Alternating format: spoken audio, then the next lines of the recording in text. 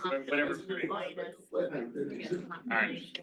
Good morning, everyone. I'm going to call the Montgomery County Planning Commission meeting for Wednesday, April 9th to order. Let the record show that we do have a quorum of board members. We are still waiting on Nicole, and Sandra is joining us by Zoom. With that, I'm glad to see we have a good crowd. I'm assuming everybody is here for the household hazardous waste and recycling update. That was actually the thing that got me up this morning. and I Whatever works, Steve, whatever. I had to use a separate hard drive for all the questions I had. Okay. Just as long as God will you're let me go. I'm gonna Don't like picture. With that, we have a couple things to deal with this morning. The first thing I want to do is pass over to Obed. Obed would like to address the Planning Commission and the board before we get started. Yeah, thank you. I would like to read a letter for you this morning. Good morning, everyone. Buenos días.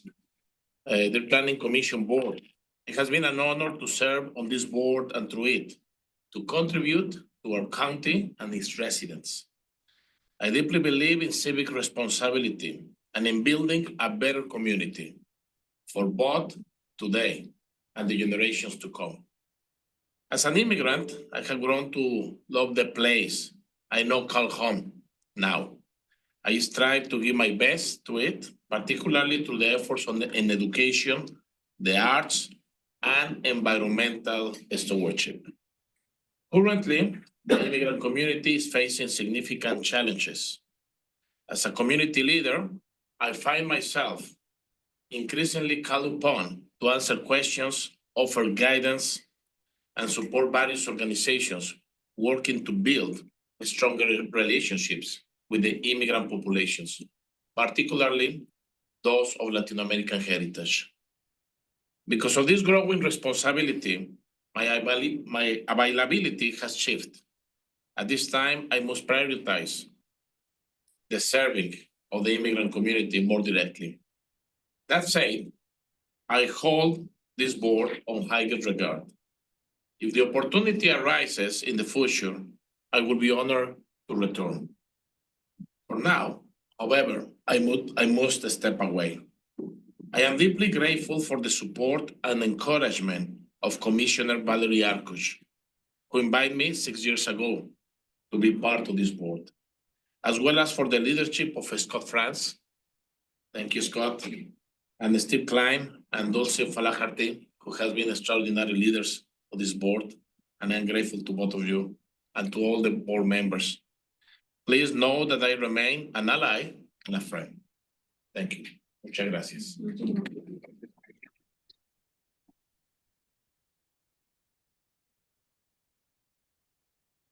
Yes. Thank you. We'll take your energy and your talents right now, they're needed. And Yes. thank you for sharing that with us, so we feel a little bit more connected to what you're doing and your rationale, and we will miss you. Yeah, thank you so much. And as you may know, this morning, actually, I'm going to the school district because they are holding a meeting regarding immigrant students, immigrant families, and I have been called to be there. And I just saw Ernest in one of the sessions with Health Spark. Well, both we presented, you presented in one. At the same time. Exactly. Therefore, that's what is happening, but feel free to visit Secate whenever you want. And I will include it in the, if it's okay with you, in the newsletter, then you will be aware. And I will be supporting also Nelly, who is in the new Office of Immigrant Affairs, and that she and me will be in constant contact, helping the community. Thank you so much. Best of luck. Thank you so much. We'll work together again. Yes, Yeah. yes, thanks.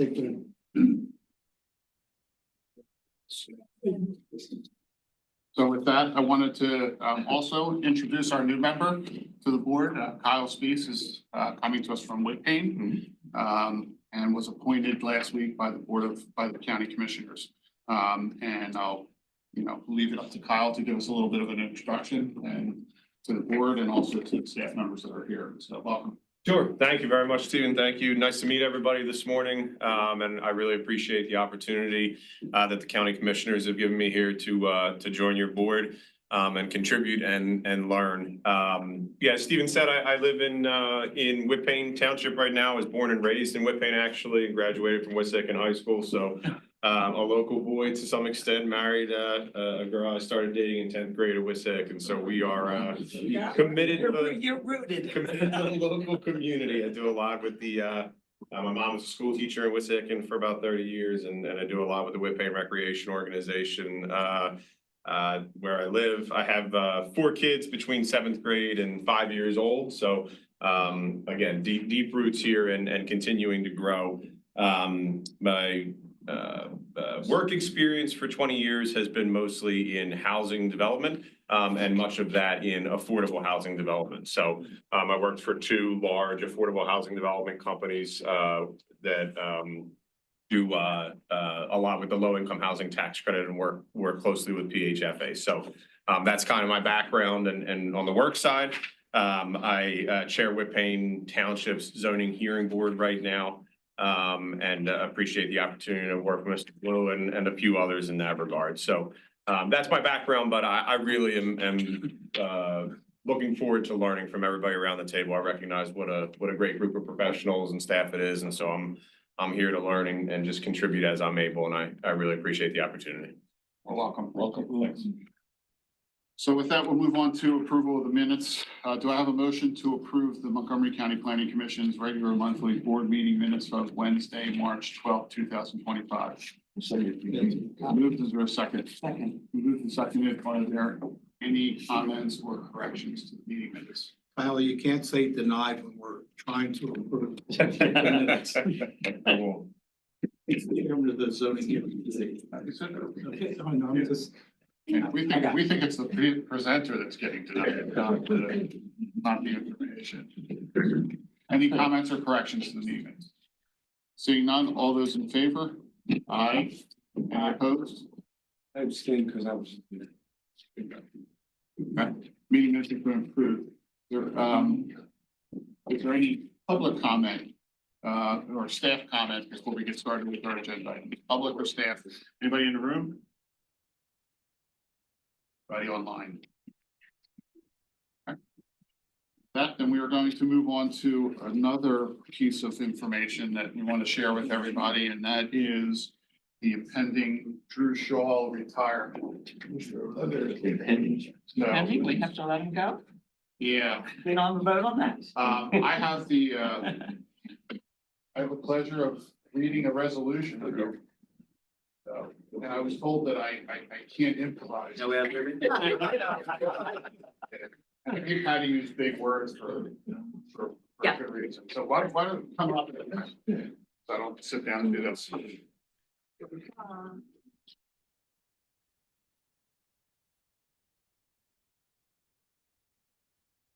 Hey, don't.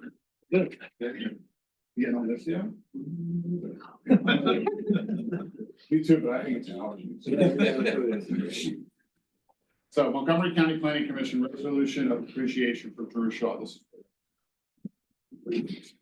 Whereas Drew Shaw, AICP, began his tenure at Montgomery County Planning Commission in September 1985 and has dedicated over 39 years of service to the Planning Commission and Montgomery County and its citizens. Whereas Drew was first hired to work in county planning as there was no environmental planning section, has served as environmental planning manager for many years after advancing and having several titles during his tenure, including the role of Montgomery County's first recycling manager. And whereas Drew's first project was an update of the county land use map using colored pencils, a scale, aerial photographs, and a big county base map. Big. That was really big. Base map has had countless achievements in ordinance preparation, water resource management, resource protection, and a myriad of plans and projects. And whereas among his many accomplishments, Drew is most proud of the natural areas inventory, the Wissahickon Water Quality Improvement Plan, and stream bank restoration project that made real improvement to the environment.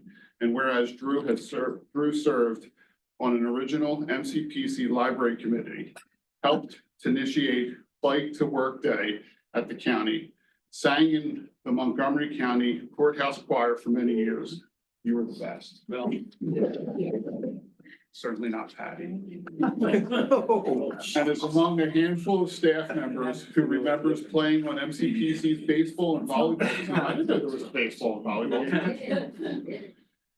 And with the MCPC golfing group at Montgomery County golf outings. And whereas some of Drew's best memories of MCPC, besides finding baked goods in the MCPC kitchen in the morning, holiday parties, staff picnics, and having a chance to be a little goofy with coworkers, all of the great people of MCPC, especially those who he worked with in the environmental planning section. The flexibility to work on issues that are emerging or needed at the time, working on projects in the field and seeing the results years later, and will continue after your influence. Knowing that they improve the environment and will continue to do so. Look at that, I just had to read the next sentence. Great. And being a part of planning efforts that benefit municipalities and the public.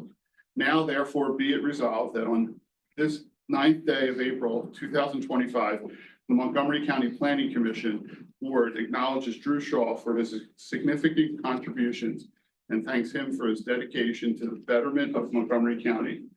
Furthermore, we wish him happiness in his retirement as he spends quality time with his family, continues to serve as leader in his church, and takes time to enjoy traveling, biking, hiking, choral singing, and gardening and kayaking. Yeah. Well deserved, bro. Thank you.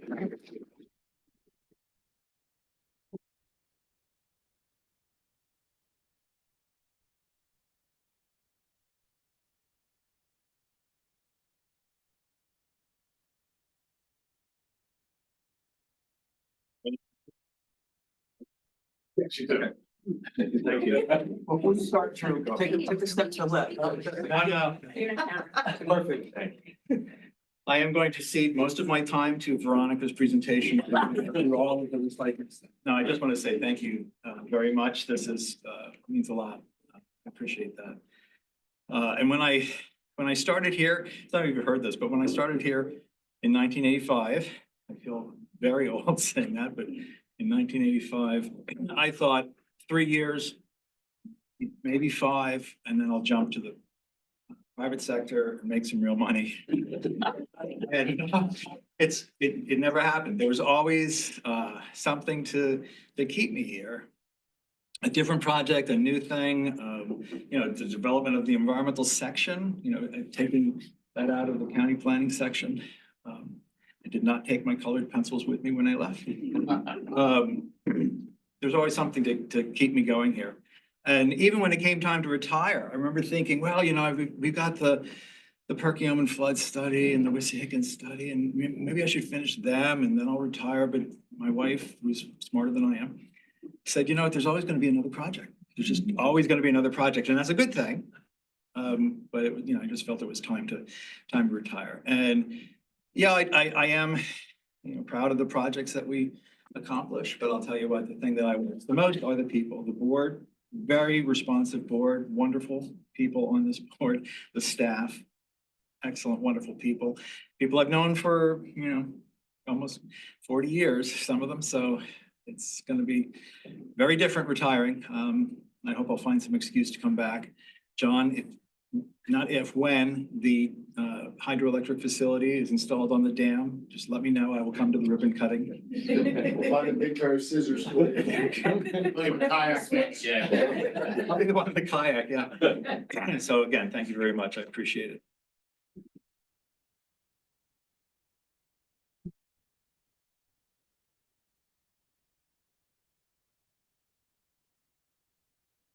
It's not by coincidence that Drew will be coming up a couple of times during this agenda. That was by the time, right? Got We couldn't do without. it. Yeah. So with that, we're gonna get started on some of our normal business. First up, we have the Norristown Planning Assistance Contract and we'll call on Eric. Good morning, Eric. Good morning, good morning. Drew was part of the interview team that hired me, so you have him to blame. So we have a short-term community planning assistance contract with Norristown. They approached us to help them update their subdivision and land development ordinance. We actually wrote that for them, fully updated it back in 2012 as part of our regular planning assistance contract with them. And they ceased that contract, but they want to come back and have us update the ordinance. Their engineer has identified a number of cleanup issues that they would like to have done. They also want to relook at the landscape section, which we've been updating a lot of subdivision ordinances for. And so those are the two primary elements, but we're going to take a little bit of time in the beginning also to do an audit of some past developments, which we've done for other subdivision updates. We're going to go out and look at the built environment of those developments, go back to the letters, see what waivers might have been granted, what the standards were for the landscaping, how they look in real life and after 4 or 5 years of growth, and just identify if there's any opportunities for changes to the ordinance as part of that. So it's going to be an 8-month contract starting in May through the end of the year. We'll be doing it mostly staff to staff with their engineer and planning staff, and then bringing the updated recommendations to their planning commission and council for adoption. Again, hopefully wrapping that up prior to the end of the year. Maybe it'll take a little bit less than 8 months, but we just wanted to give ourselves plenty of room and time to do that. So they will be initiating next month. Then you have the resolution. It is a short-term contract, so the fee rate is 3% higher than our 30-year rate of our normal contracts, and the cost share is 75-25, 75 for municipalities, 25 for the county. So before I ask for questions or comments by board members or state or public, before us, if we read into the resolution, before us, we have MCPC Resolution 25-4.1, short-term contract resolution of April 9th, 2025. Contains contract number 692, municipality of Norristown. Length of contract is May 1st, 2025 to December 31st, 2025. Total cost of the contract is $8,262. And once again, as Eric said, it's split 75% to the municipality and 25% by the county. Is there a motion to approve the resolution? Is there a second? Second. Are there any comments or questions from board members on this contract? I have a question. Does any of the work that we're doing focus on all the changes in the around the hospital, state hospital grounds and is that all now set in stone? Well, so I think we actually just saw a zoning change for some of that property. So we think that property, that plan got final approval. So it won't come under any of the new standards that we developed as part of the ordinance. So that'll just be once they adopt the standards, any new subdivision land development will come under the new standards. But you know, it's subdivision land development, so a lot of that is waivers and negotiation to any degree, but. But my interest is always how we get ourselves connected more comfortably with the planning decisions ongoing, future for Norristown. So again, the contract ceased, I think around 2015. I think that was no dissatisfaction with their services. I think there were some other political issues going on at the time. But we did have a discussion with them about obviously going to a full contract. They wanted to just get the subdivision ordinance updated. They have some council changes that are going to be occurring, I think going into 2026. So we're auditioning?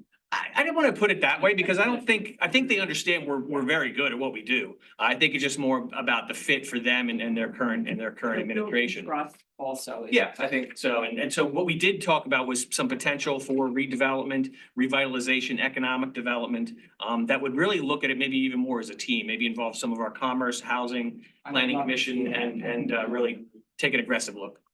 Yeah, we went into that meeting to discuss this, but also discussing the longer term future and without, putting any staff people on the spot that we talked to. We know there'll be new board members and I feel, new opportunity to, I think, pursue further strengthening of that relationship.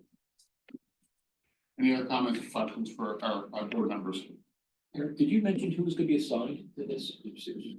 Yeah, so Margot Petruska, she just wrapped up a subdivision ordinance update for Springfield. She worked on a landscape ordinance for Upper Gwinnett. And Mike Narkowicz, who just wrapped up a subdivision ordinance, landscape standards for Lower Potts Grove, are gonna be a team on it. Margot's gonna be primarily the lead though. Good, thank you.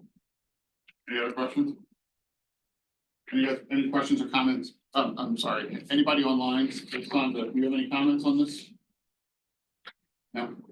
Any comments from public or staff? All those in favor? Aye. Aye. Any opposed? Great, thanks, Eric. Thanks. All right, next on our agenda is school district enrollment projection contracts and a call on and morning, Ann. Morning.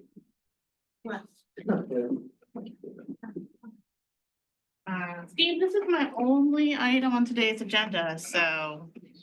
And all. So good. goes great. So you know, Ann, if you're retiring, we'd have the whole agenda. Possible that I have Drew's colored pencils in my desk, so come see me if you're looking for them. I would have known the color pencils, I would have had a nice color. set. Presented him. Yeah, that would have been my presentation too. So we are presenting to you today, 2 additional school district planning assistance contracts that will start this fall. One is for the Wissahickon School District and the other is for the Jenkintown School District. Wissahickon has done a couple of enrollment studies with us before, so this will just be an update of sorts, but it's been several years since we've done one for them. Jenkintown's a little bit of a unique study, though. They've never done an enrollment study with us before, and they are a unique little district. It's just Jenkintown Borough that feeds into the district, and they have 1 elementary school, 1 middle school, 1 high school. But they have been presented with an opportunity to purchase a parcel of land that's adjacent to their school complex and are looking to get a better idea of what the demographics of their school district will be going forward, so they can get a better sense of what they could possibly do with this property. So I don't think that it plays a factor in whether or not they will purchase it, but just, you know, maybe it will play some role in the future programming of that site. The Wissahickon contract is scheduled to begin on September 15th. Jenkintown's will start on October 1st. This will put us at 5 studies for 2025. It is an activity that is keeping me pretty busy. And this, I don't think we can do any more honestly this year. So this will be the last time in 2025 that I come up here and ask for you to approve a short-term contract for a school district study. So before we get into questions, so I'll read them. We have before us MCPC Resolution 25-4.2, short-term contract resolution of April 9th, 2025. It contains 2 contracts. The first one is contract 688 with Wissahickon School District. Length of contract is September 15th, 2025 to December 31st, 2025. Total cost of the contract is $13,770. Split 75% to the school district, 25% picked up by the county. Next is contract 691, Jenkintown School District. The length of contract is October 1st, 2025 to December 31st, 2025. Total cost of the contract is $13,770. Once again, split 75% to the school district and 25% picked up by the county. Is there a motion? Move it second. Second. Move it second. Are there any comments or questions from board members? Just one quick question. Did you mention, Ann, when was the last time Wissahickon, when did they do their first? I want to say it Been a while. was 2019. Oh, okay. I don't remember. And how many, what is your staff issue right now? Are you down? How many? 1 or 2? I would love to have more, but we're at full capacity for the county planning section. You're at full capacity for the work that's there or full for the For the staff? slots that we've got. Okay. Any other questions by board members? Anybody, board members online? Sandra, do you have any questions? Any comments or questions from staff or public? In the room, online? No, we're online. Okay. Seeing none, all those in favor? Aye. Any opposed? Thanks, Ann. Thank you. All righty.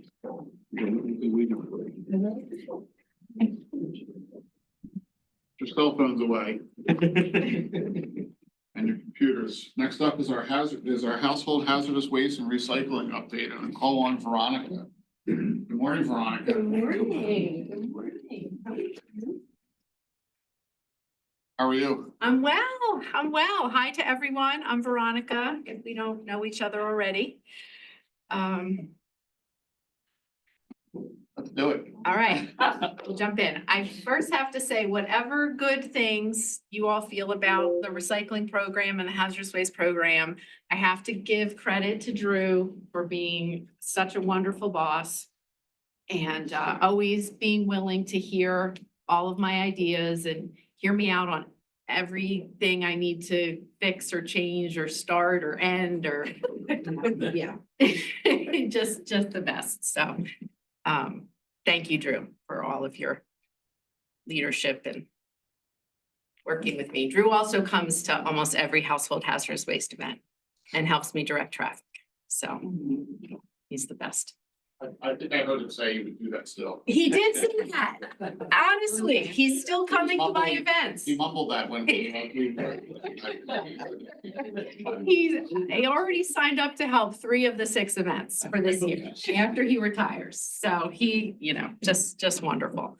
And he was part of starting these events that now have been running for almost 30 years or more than 30 years, I guess. So thank you to Drew. All right, am I in charge of my slides? Yeah, okay, awesome. All right, so we'll just jump right in and then take any questions and comments as they come. So I know this chart just shocks you and awes you every year. It's the most straight line boring chart ever. It's like doing the chart.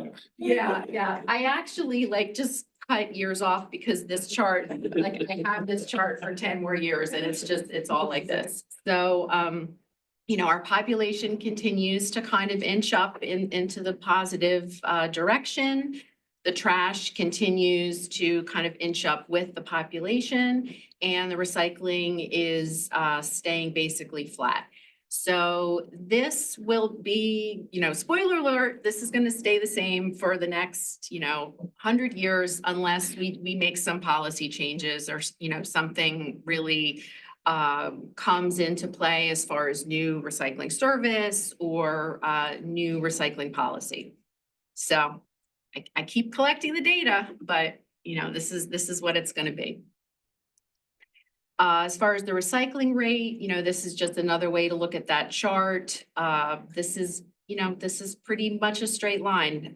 33% is actually kind of the magic number for the state as well as for the country. So we're kind of just stuck at 33%. Again, policy can bring that, can double that if we are serious about recycling policy. But, with the status quo, this is where we're going to stay. I think it's always interesting just to think about where our trash actually goes from Montgomery County. This is where our residential as well as commercial trash ends up. And you'll see about 40% of it stays in Montgomery County, goes to Reworld Plymouth. Reworld is the rebranding for Covanta. So that is the waste to energy facility. Some of us visited the facility a few years back. This is where the trash is burned, and then it has to go to a landfill, the ash. So it doesn't actually end in Montgomery County. About 20% of that trash ends up going as ash. A lot of it is going to Rolling Hills in Delaware, which Delaware County owns in Berks County. So about 40% of our trash is waste to energy. The other 60% is landfill. The biggest piece of it goes to Berks County. So you have Mascaro, the Delaware County facility in Republic, and then we have a little bit going to York and Bucks. The York County landfill is nearing its final capacity. And so that's the only landfill in York County, and it's going to be closing. So that affects us a little bit, but imagine that you're York County and now all of your trash has to go out of county to another site. So I like to bring that up just because these landfills do eventually fill up. You can build them up, as high as a skyscraper.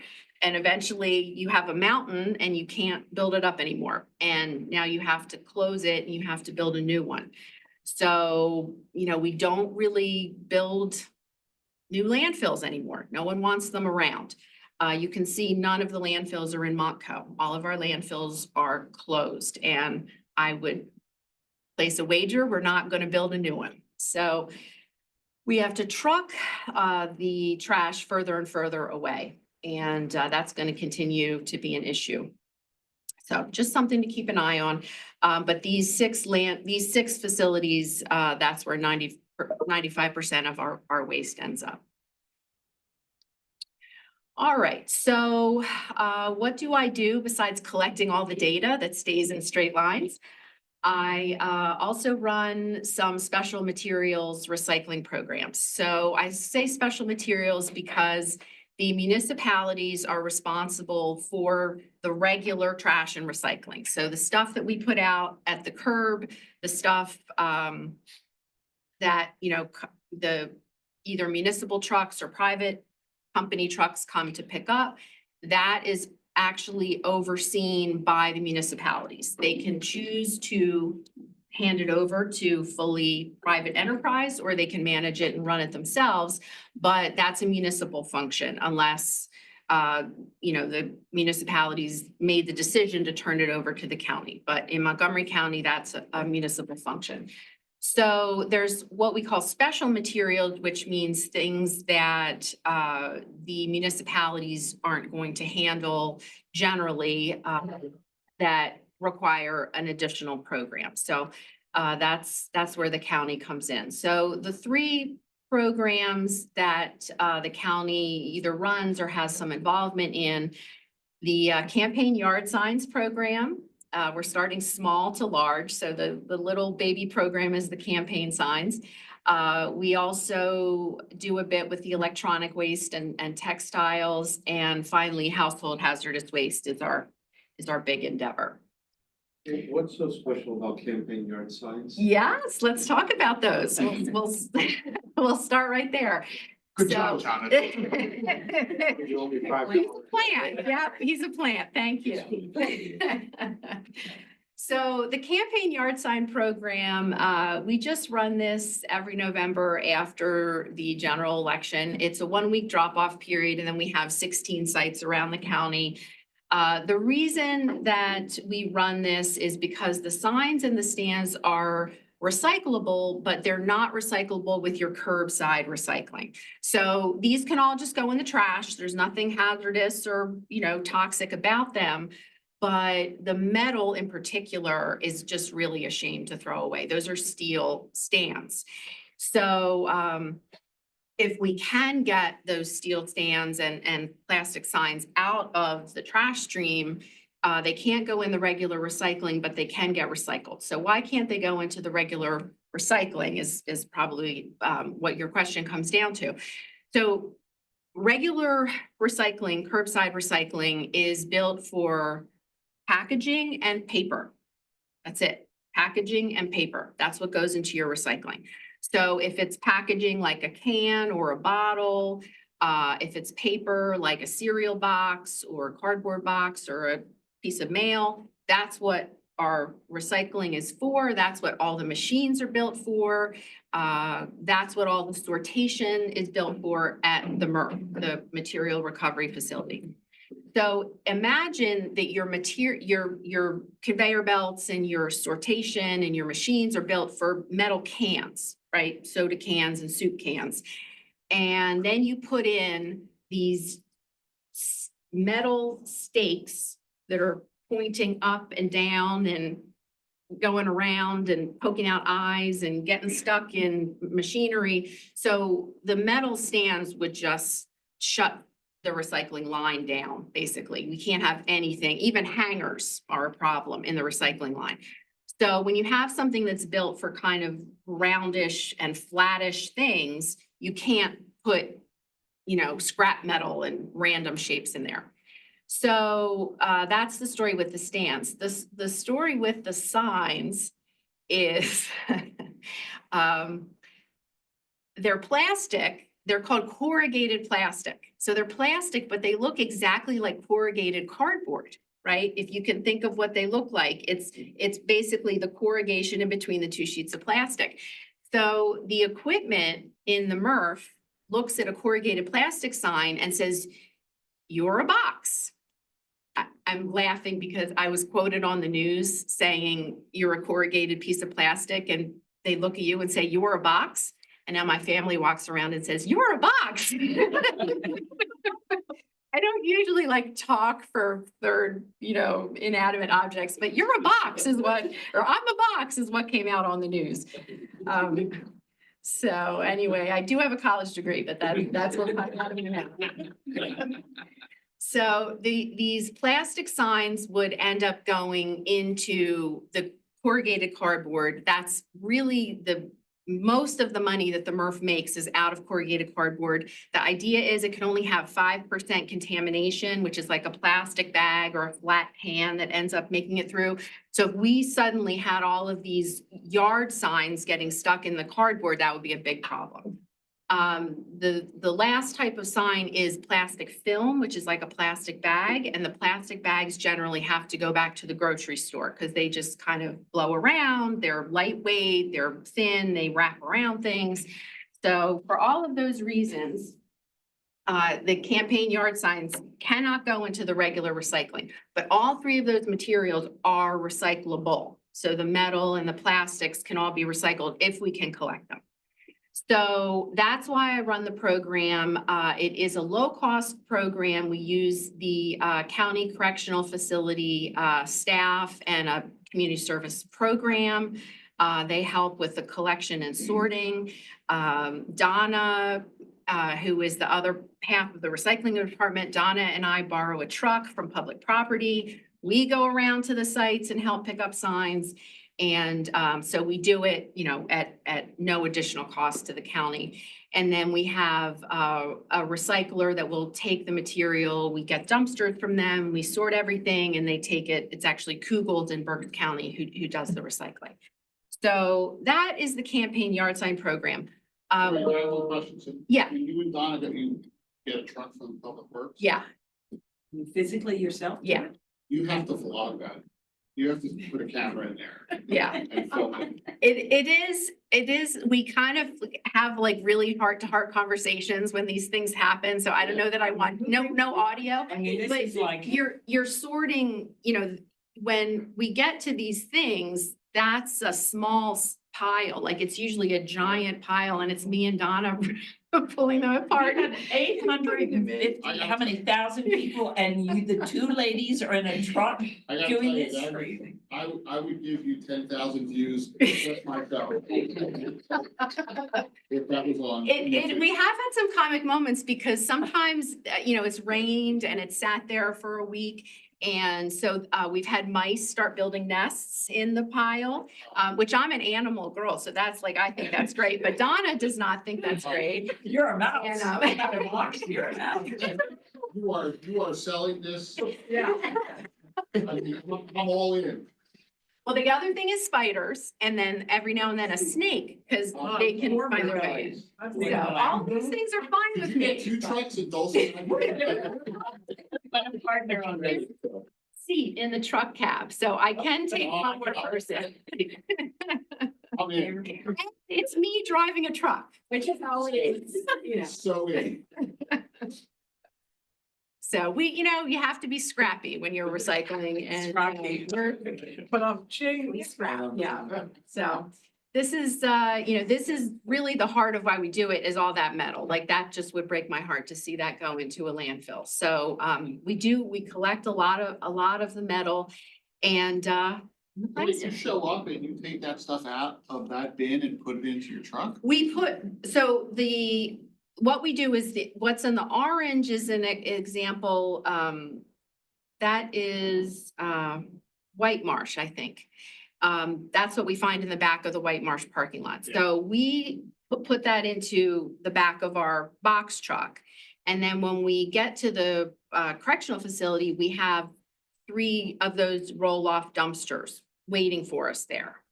And then the community service guys and me and Donna pull everything apart and put it into metal, plastic corrugated, and plastic film. So then we have, 3 dumpsters full of those materials, and then Kugels comes and picks up the dumpsters and bales it and puts it, into the marketplace to recycle. How many days does it take for you to kind of go through and collect all of this stuff? So it's like a week. It's like a week. We go to 16 sites, so we can do 2 a day, 3 maybe. And then we have, it's not just me. Sometimes it ends up just me and Donna if there's something going on at the correctional facility. If they're having a lockdown or, they're short staff, then they don't get to come out and recycle with us. The corrections officers have to stay on site. But they're awesome. They help, the community service guys are great. And yeah, it's a nice little program. I inherited this. This happened for a year or 2 before I started. I don't know that I would start this program, especially knowing that I have to do the collection. But we were the 2nd county in the state, as far as I know. Center County started this. My predecessor got the idea, and then he said, let's do it in Montgomery County. Got the correctional facility on board. But we only collect 2 or 3 tons of material, and we spend, a week doing it. So the cost benefit is a little questionable. But what I will say is this gets more attention than my $500,000 household hazardous waste program. This gets more attention than, all of our municipal. And once you can see these 2 little ladies, yeah. You do this in November, right? Yes. Not both after the primary and. I don't do the primary. People Just can general. hold them and bring Yeah. them in November, but we just, I'm in. it's great fun. Huh? I'm in, and we gotta figure out how to produce it. Absolutely. All GoPro. right. GoPro. Does the scrap metal have market value? I mean, is it sold? Yes, the so we make a little money on the scrap metal. We actually lose money on the plastic because it costs more to get the dumpster transported than we make on the plastic. But the metal does make some money. The prison actually has a scrap metal program in place. So the prison keeps that, the correctional facility makes whatever money they can make off of that. But they've also sent out a truck and staff with us. So, they're just recouping some of what they put into Way to to ask the a serious program. question. Yeah, yeah. Bring it back. What the heck? The reality is, by the time this stuff gets recycled, probably a big reason it gets attention is people are tired of looking at the political signs. It's like, okay, Yes. get them off. Yes, the and street. it's kind of like a little positive, wherever there's contentiousness in the process, everyone kind of gets behind this. The signs are from both parties for sure. It's not like only one party participates in this. I'm in touch with both, the Democrat headquarters, the Republican headquarters, everyone's on board with this. So it's just a nice kind of unifier, again, the cost benefit, but it's for kind of public relations and getting people to think about recycling. It's definitely a winner. So, yeah, that's, that is it's the smallest thing we do, but it's like the most, engaging. I think everybody's just sick of seeing the things after Yes. enough time. Yes, it's true. And, some of I do work on state legislation, and one of the pieces of legislation that gets introduced every year, it's Ryan Bizzaro introduces it. It's a proposed law that after 10 days, if there's any signs that are still up, the candidate, not the staff, but the candidate has to go pick them up, right? Or else the candidate is held responsible. But, and if they get, charged that you're not picking up your signs, they have to go collect them. So there's like it never even moves out of committee, but it gets, people like to talk about that. That bill. Yeah. I'm never voting. All right, so that's campaign signs. The other one that I like to mention is electronic waste, and I'll add in textile recycling because the services we've had have dealt with both. So for the past 6 years, we've had a contract with a company called Retriever. And Retriever, it was actually a pilot program, and we were one of their first communities that Montgomery County signed on when they were in their pilot. And it ended up, we kept it going for these 6 years. Retriever ended the pilot. So after 6 years, they decided to end the program. It was hard to be profitable, and it was an at-your-door service. So they usually had at least one guy, if not two, in every truck. If you have a big TV to pick up, you have 2 people in the truck. And, they were only charging like $30 a TV. So it wasn't a big money maker. They were also taking textile, and it was especially nice for the county because it was an at-your-door service. So, if people either didn't have a car or had a hard time getting the TV where they wanted it to go, you could just call and schedule a pickup. So, it was a really nice thing to have. But, unfortunately, it was not our choice. That ended for Philly, was also in the contract. It ended for them. It ended for all of us. So Retriever's over, but part of why Retriever ended was because Goodwill Keystone area started a new program that took a lot of volume away from Retriever. So, whatever they were doing with volume really plummeted once the Keystone program started. So the Keystone program started last year, and the Keystone area for Goodwill is I'm going to say 22 counties. So it actually doesn't include Philly or Delco in this corner. And then it kind of arches out into the middle of the state, but it doesn't include the west or the north. So what this 22 county program with Goodwill put in place was free drop off for electronics. So, you all have heard me talk about the problem with dropping off electronics. And what this program did was it said, instead of just dropping off working TVs, which is what they had been taking, and not the big CRTs, just working flat screens was the only thing you could take to Goodwill because they would donate them. Now they will take your not working TVs and computers and electronics. So they're actually functioning as a recycling drop off, not just as a reuse donation center. So this is a big deal. The picture at the bottom is from January. We actually got an award from the Recycling Market Center for Pennsylvania for the Goodwill program. And out of the 22 counties, they held it in Montgomery County, and they held it in the East Norriton store. So our commissioner was there. The lady in the green is the acting secretary of DEP. I see Senator Capoletti in there. So, it was a big ceremony in the Goodwill store. If you don't know, the mascot for Goodwill is the big guy in the blue on the side, and his name is Good Willie. So I learned that day. That's Good Willie. So we have 4 stores in Montco, the East Norriton, Montgomeryville, Pottstown, and Trapp.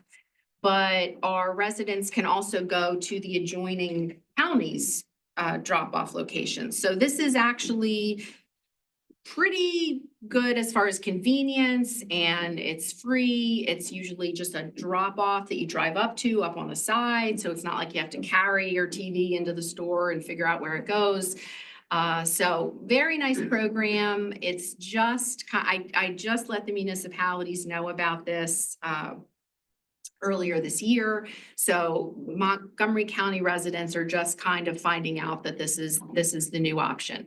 So we lost Retriever, but we gained Goodwill, and Goodwill wanted me to point out that it's not just for electronic recycling, you know, they also want your textiles. So they didn't want me to just say TVs to everybody. They also want your clothing.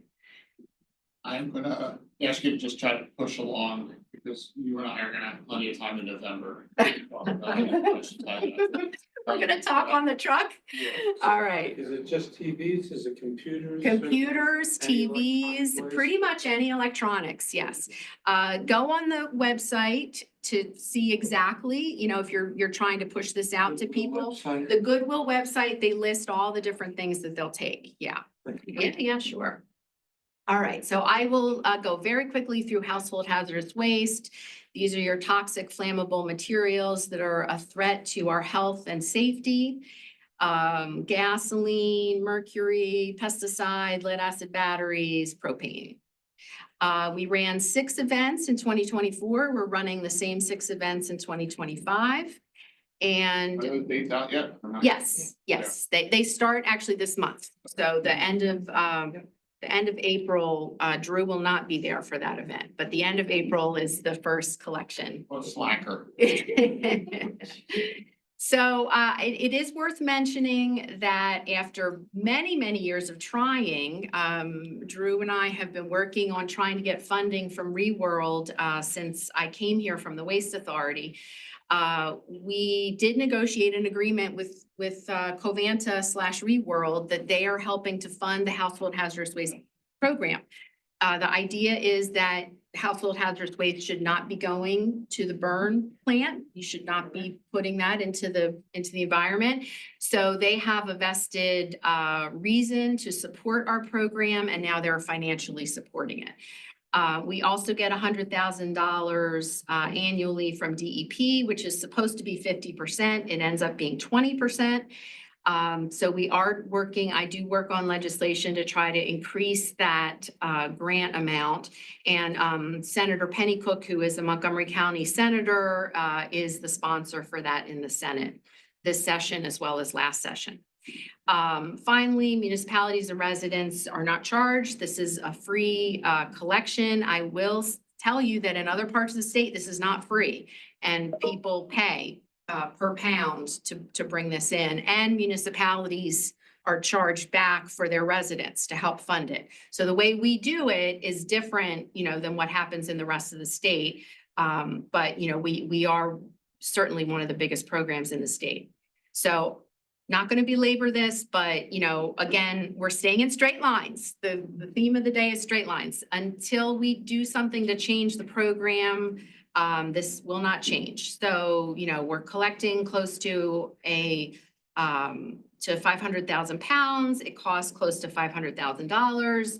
The DEP grant is, you know, about 20% at $100,000. The new thing is the ReWorld contribution. So the negotiated payment amount is that will go up by $5,000 a year. So next year we'll get $135,000, $140,000. So that's going to keep increasing, and it is a percentage. It's a calculation based on the amount of trash that we take to the plant. So based on the fact that it's 40%, we max out with them every year at, you know, the 130, 135. So, but, you know, wonderful ReWorld. We're very grateful that they're working with us and that they, you know, came to the table to support the program.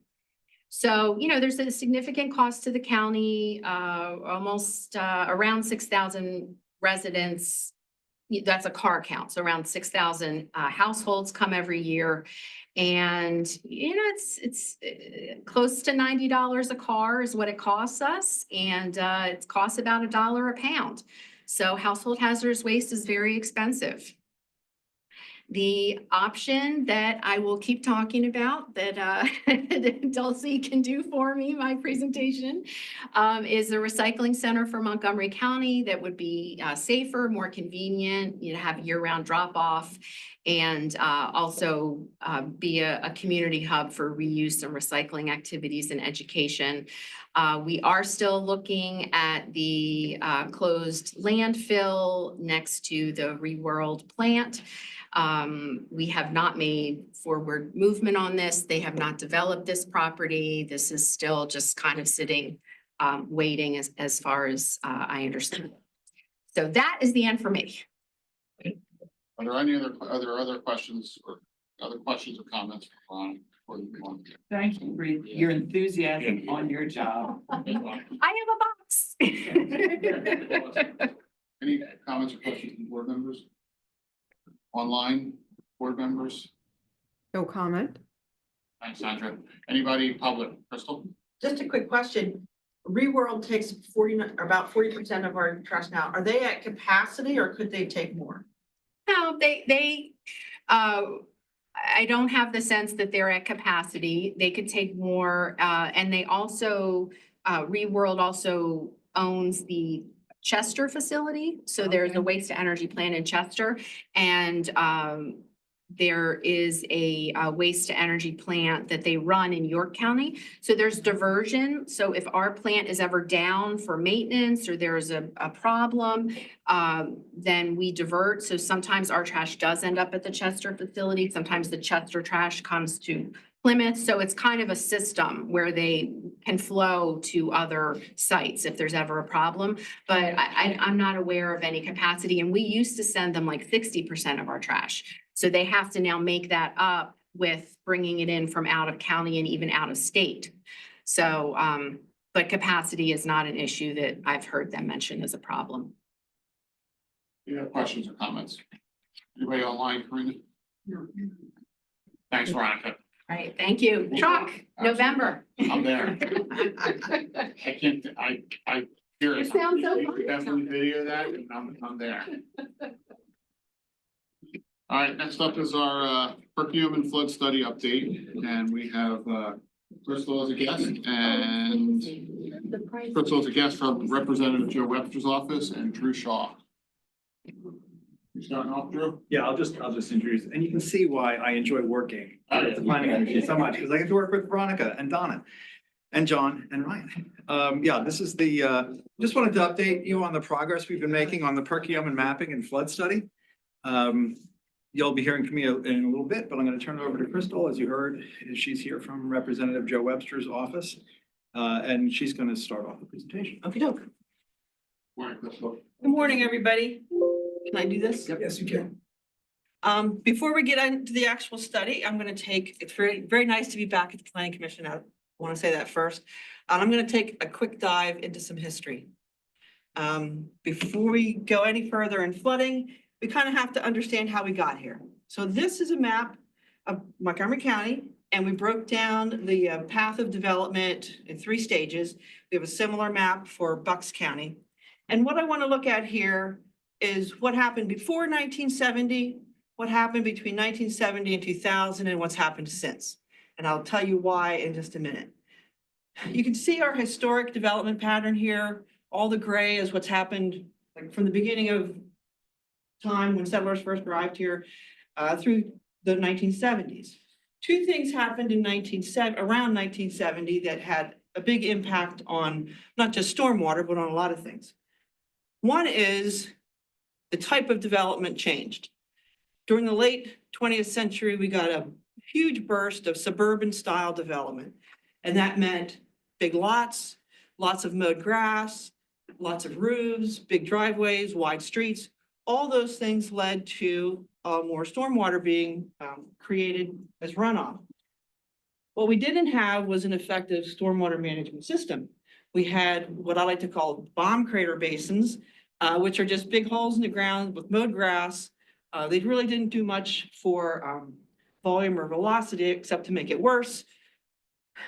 So we had that changing landscape through the end of the 20th century. The other thing that happened in the 1970s was the Clean Water Act. And it got fought about for a couple of years and finally enacted in the early 70s. And it was focused principally on pollution. And if you remember incidents like the Cuyahoga River catching fire because of industrial pollution, you understand why it was focused on industrial pollution. Regular stormwater and non-point source pollution really didn't become a big problem or become more of an awareness of the problem until later in the century. So we had all this suburban style development taking on, lots of big commercial type developments, industrial developments, lots of roof space, lots of generating stormwater runoff. And then you see the dark blue, which is what's happened since 2000. And there's not that much of that. It's kind of infill. And you see the same pattern in Bucks County. It's a little more scattered in Bucks County. The green is the late 20th century development there. And I would point out that most of this part of Bucks County is within the Perkiomen watershed. So the green there is part of the problem. It wasn't until the 2000s that MS4 kicked in. We started to really look at non-point source pollution and stormwater runoff. Regulations started to change, and we now have stormwater regulations that are really pretty strict for new development. So the point of showing you all this is that people like to say the reason we have all this flooding now, all this new development, if we could just stop the development, we wouldn't have this flooding. And I have to say that that's not the truth. The truth is we have huge opportunities to go back to all these suburban style developments and retrofit their stormwater systems, because what they did was they accumulated stormwater and forced it out through one outflow, increasing volume and velocity and doing all kinds of damage to our creeks and waterways at the same time, and putting more water into the system. So that is our history lesson for the day. A little shorter history. This is the USGS gauge at Graterford. You can see where Hurricane Ida came through, but you can also see a pattern here. I have a, no. You can see the pattern of ups and downs, and it's about a 10-year cycle between the peaks. So we have a couple of years yet before we get into our next peak cycle to get some of this work done. The flip side of stormwater is drought. And if you look at areas here, last fall and in the wintertime, we suffered some pretty significant drought conditions, and we had wildfires, different places that you don't really hear about in this part of the world. So the drought situation has to do with the fact that we're forcing all this water into runoff. We're not letting it get into the ground where it goes back into our water table and nurtures our plants and our landscapes and our wells, by the way. So we have two sides of the same coin that we're trying to deal with this study.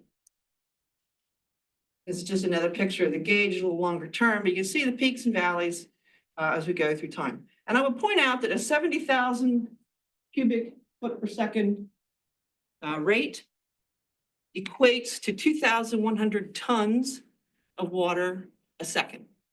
That's a lot of water moving at a rapid speed. It has a lot of power, a lot of pressure. So that brought us to the present. After Hurricane Ida started, and that was impetus for a lot of work around the state and the region, Representative Webster went to the budget folks and got $1 million in the state budget to address these issues. We have recurring financial losses, not just to people, but to businesses and communities around the region. We're losing people's lives. People are dying because of flooding. The first responders take incredible risks when they go out and do these rapid high water rescues. And we forget about the pollution that happens when we have these big flood events. But almost 201, wastewater treatment plants go underwater when we have these big floods, and everything just washes right on through. So we have massive pollution concerns. It's a big watershed. It's the biggest watershed in the Schuylkill region. Includes parts of 4 counties, 55 municipalities, which we've been talking to all of them. All the 5 tributaries of the Perkiomen come together within a 6-mile region of Schwenksville Borough. So it's a big funnel, and it all hits right at Schwenksville. It goes downstream from there. And as I said, Hurricane Ida really prompted a lot of people to get on board with different studies throughout the region. So that's where we came to today. It took us a while. The hurricane hit. Joe Webster got $1 million in the state budget. It wasn't until February, almost a year and a half later, that I got hired to work with Joe. And I spent the rest of that year browbeating Montgomery County into accepting $1 million grant that they did not have in their work program. The county commissioner at that point, Ken Lawrence, told Joe Webster, you know, that Crystal, she's a little pushy.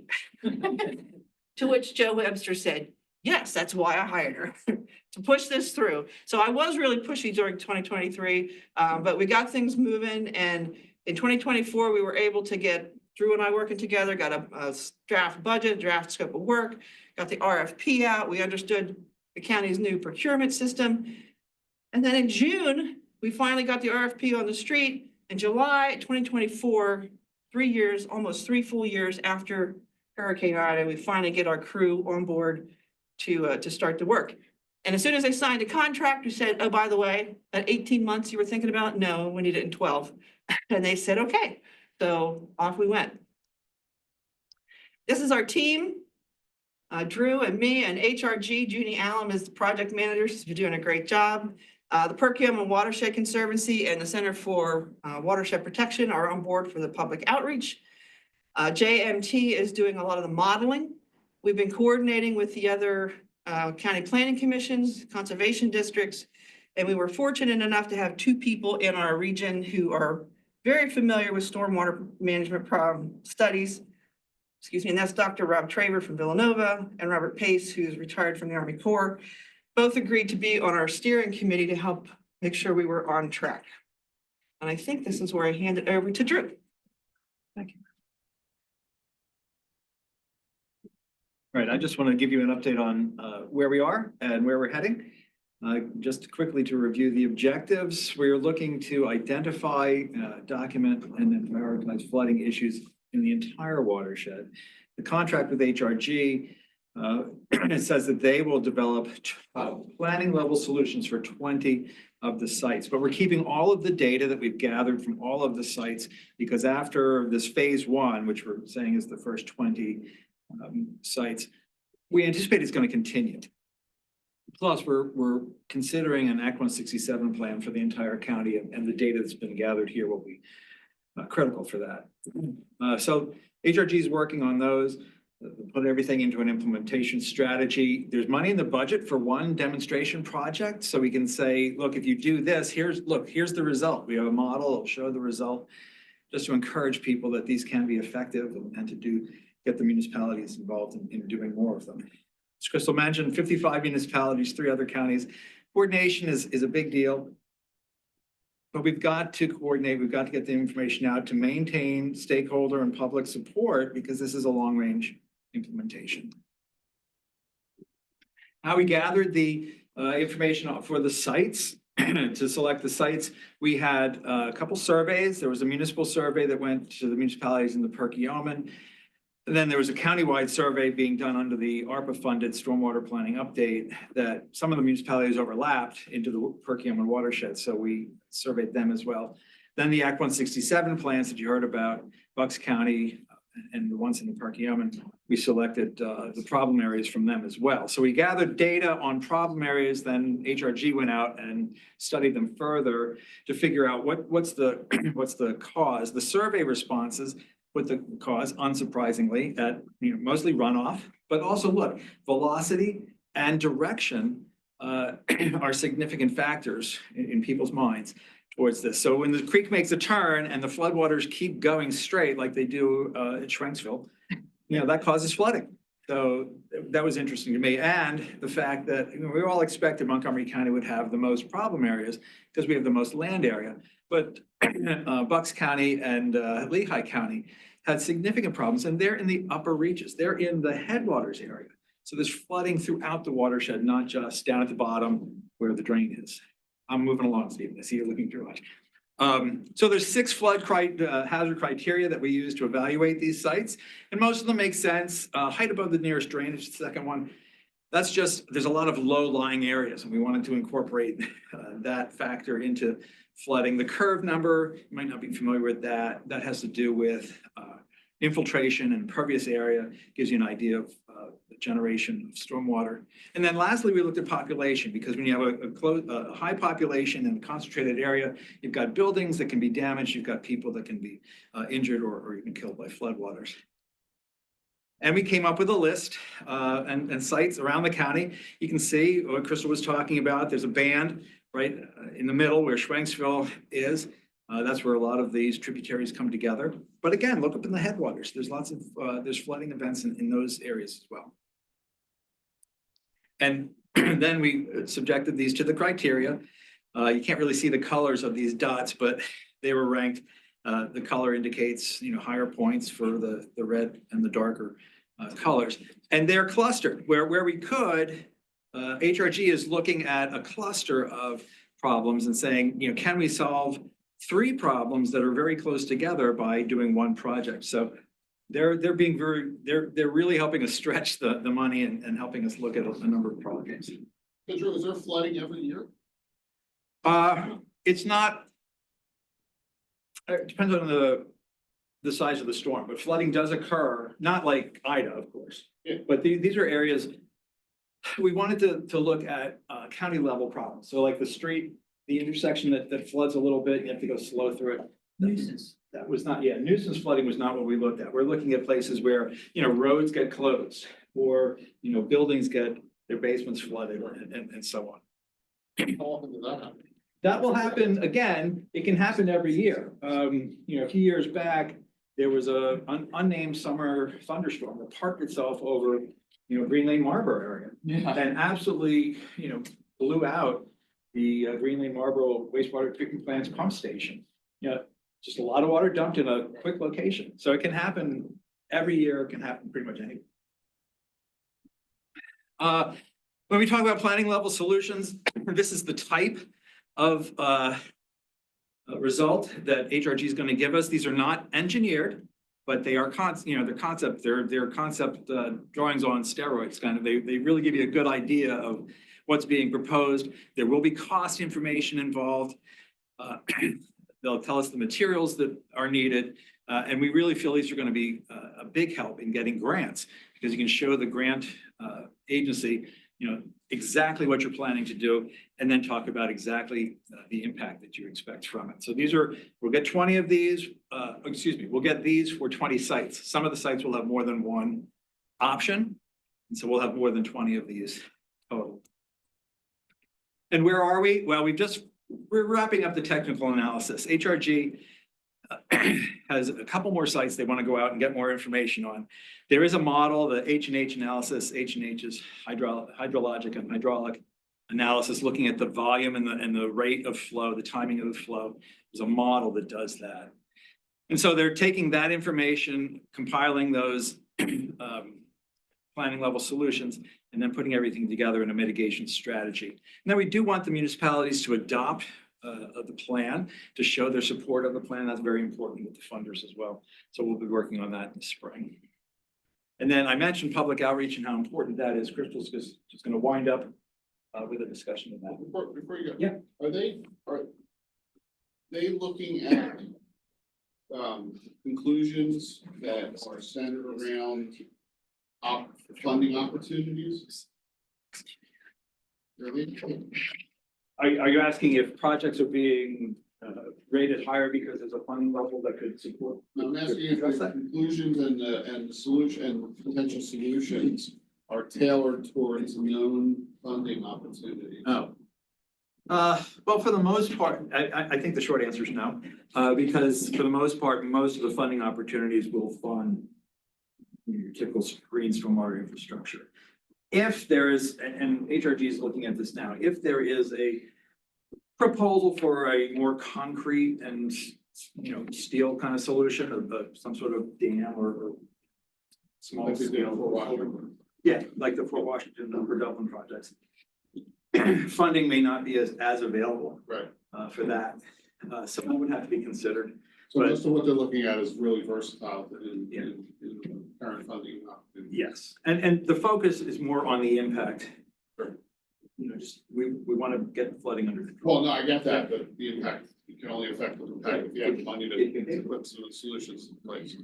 So. We are compiling a list of the different types of grant opportunities, and we're trying to get people to think about how they can accomplish 2 goals with 1 grant. Say, for instance, you want to put in a trail or new sidewalk along a road, but that's a road that floods. So maybe you can deal with your stormwater management at the same time you add the sidewalk, which puts you into PennDOT's funding sources as opposed to like the green infrastructure type stuff. So we're trying to compile a broad list of ways people can approach this.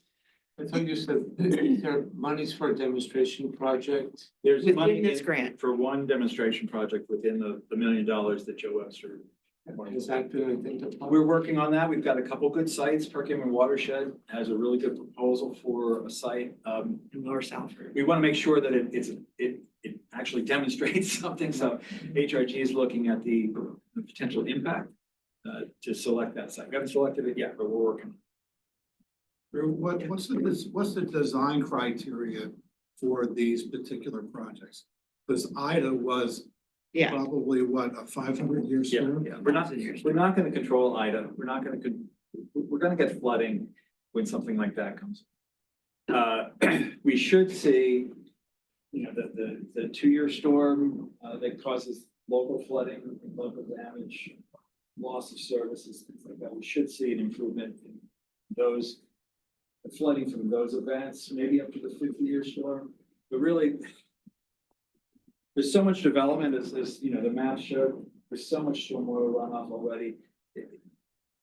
To try to control the 100-year storm and above, I think it's just, it's a pipe dream. We're not going to get it. I think it's important in your studies that you outline that this is not we're not designing for an Ida, we're not Right. designing for this. Yeah, we are doing that, Bob. That's very important, managing people's expectations. Because when you come into a municipality and say, we're doing a flood study, they're thinking, oh, great, you're gonna solve all the problems. Right. But we're not 5 able to minutes do from it. now, there'll be no flooding. Yeah. That's a big part of what we're trying to do with the public outreach. First of all, we wanted to just increase people's awareness because people generally don't understand stormwater. They think if their yard's wet, that there's a problem, and that's not necessarily the case. We did want to ensure that when we come up with the model and the results of the model, they feel realistic to people. So we want to make sure that the model is ground truthed enough that when we put it out there, people don't treat it with skepticism. We wanted to make sure that if we do need some of these large projects, like the big dam in is it Upper Dublin, that we have broad support for those, because we would need not just municipal support, but county support, state support, as well as local population support for something that large, which would require probably significant acquisition of space. But we also wanted people to know that no matter how large or small your property, everybody can do something. And actually part of that process is helping people understand that getting the water that falls on their property into the ground on their property not only reduces runoff, but it helps support their water table. And if they're on a well, that's really important. So PwC was our main connection for most of the public outreach. They already had a network set up for the 4-county region to reach folks. We reached out further to municipal officials. We tried to get chambers of commerce and school districts and those kind of folks involved on the advisory committee so they could hear what's going on. The website has all the information has been made public. It's already out there.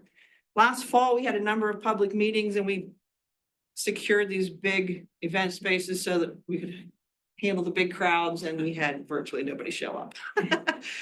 Very, very light attendance. Maybe 20 people was the most who showed up for one of these. So we're going to rethink our approach to public meetings in the future. We'll probably do something more on a Zoom basis so people can kind of zoom in from wherever they are and ask their questions that way. So that was a learning curve. People don't do public meetings anymore. And that's really the end of this presentation. I do want to back up one quick second to Steve's question about the regular flooding. Come on, back we go. One more. Two more. There we go. You can see how often the red line is, Rob tells me I have a pointer. Yes, you do. There it is. The red line is flood stage at Graterford. So you can see how often the Perky pops up above that flood stage listing. So regular flooding especially along the lower Perkiomen is really pretty common. And we know that this point here, the Ida point, is not accurate because the entire gauge was underwater by several feet at that point. So when it says 22 feet max, it was really 25 or 26 feet. What is that? So the red line you're saying is flood Flood- stage. Yeah, At Graterford that? Prison on the Perkiomen. But is that flooding like, ponding on some That's overtopping Jason, roadways, or overtopping the is that banks. like basement flooding and property? It could be a lot of different things in a lot of different places. In Schwenksville, they get regular nuisance flooding pretty often on Park Road where it goes, down across the creek. It could show up a lot of different places, a lot of different ways. Could just be a blocked culvert or a culvert that's too small and the road floods.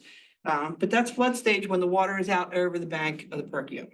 If you have Onco Safer, the alert system on your phone, you'll see, at these gauge sites, they'll send out a message when the water starts to rise, when it gets to a certain point, when it gets to near flood stage. So you can, and you get, I get notices several times a month, sometimes. So it is kind of frequent flooding that occurs.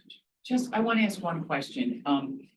This is one side of the water issue that people just have to be more aware of. And hopefully, when you have something as dramatic as either, you get people's eyeballs.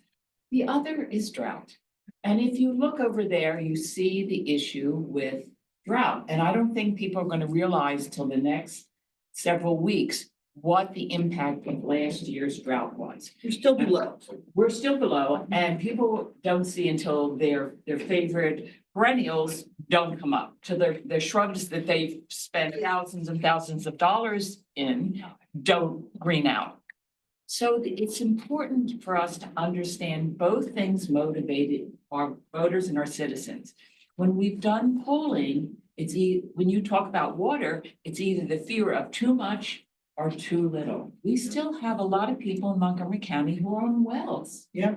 And last year I happened to be on a well, one of the reasons I think about this a little bit more, but I'm on public sewer.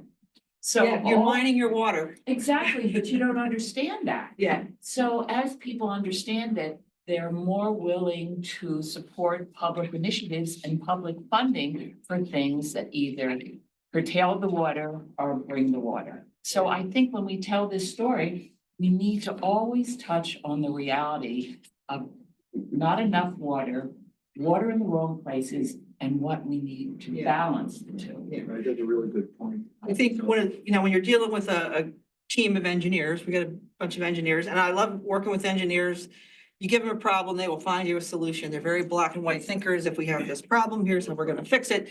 And the planners kind of like to identify that gray area in the middle and get down there and roll around in all the gray, issues, rather than just the black and white. So I think our challenge in managing this engineering team is to do just that, to tell the story as well as the details and the facts. And because people will internalize the story and their eyes glaze over at the facts. So we need to make sure that we do that also. Yeah. You get drowned by too much water, but you're in a place with a well and you don't have water and there's no possibility to get it. I know. You're trucking water in. I'm in the same situation as you. I was watching our water use really carefully last fall. Yeah. It's not just the residential, for these municipalities where most of the water is supplied by groundwater wells.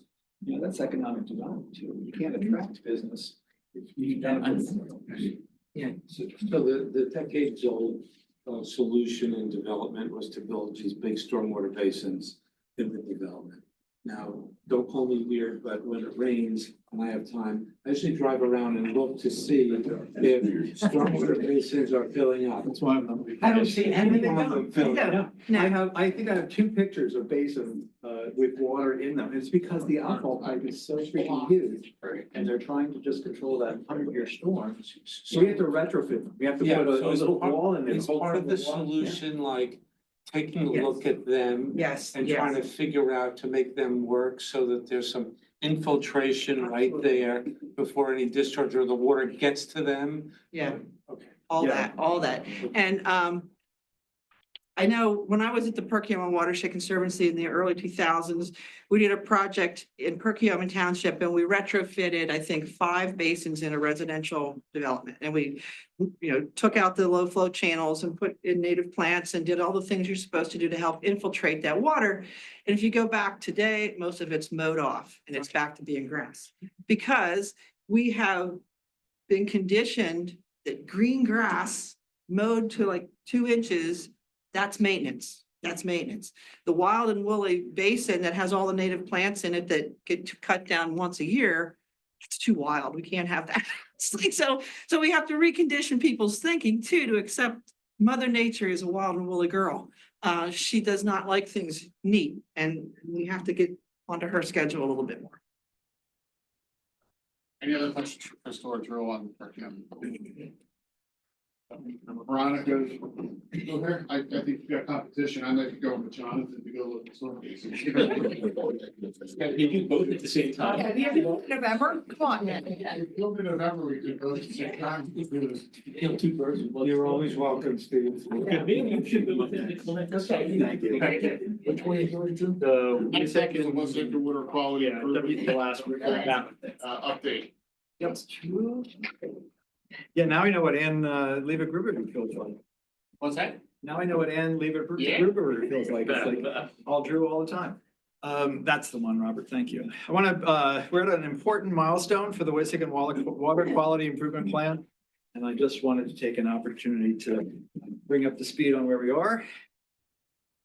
Robert, this is the focus of the study is the Wissahickon watershed, of course, in the eastern part of the county. The watershed, the headwaters of the watershed are Montgomery Mall, and it flows down through 13 municipalities, eventually into Philadelphia, and into the Schuylkill.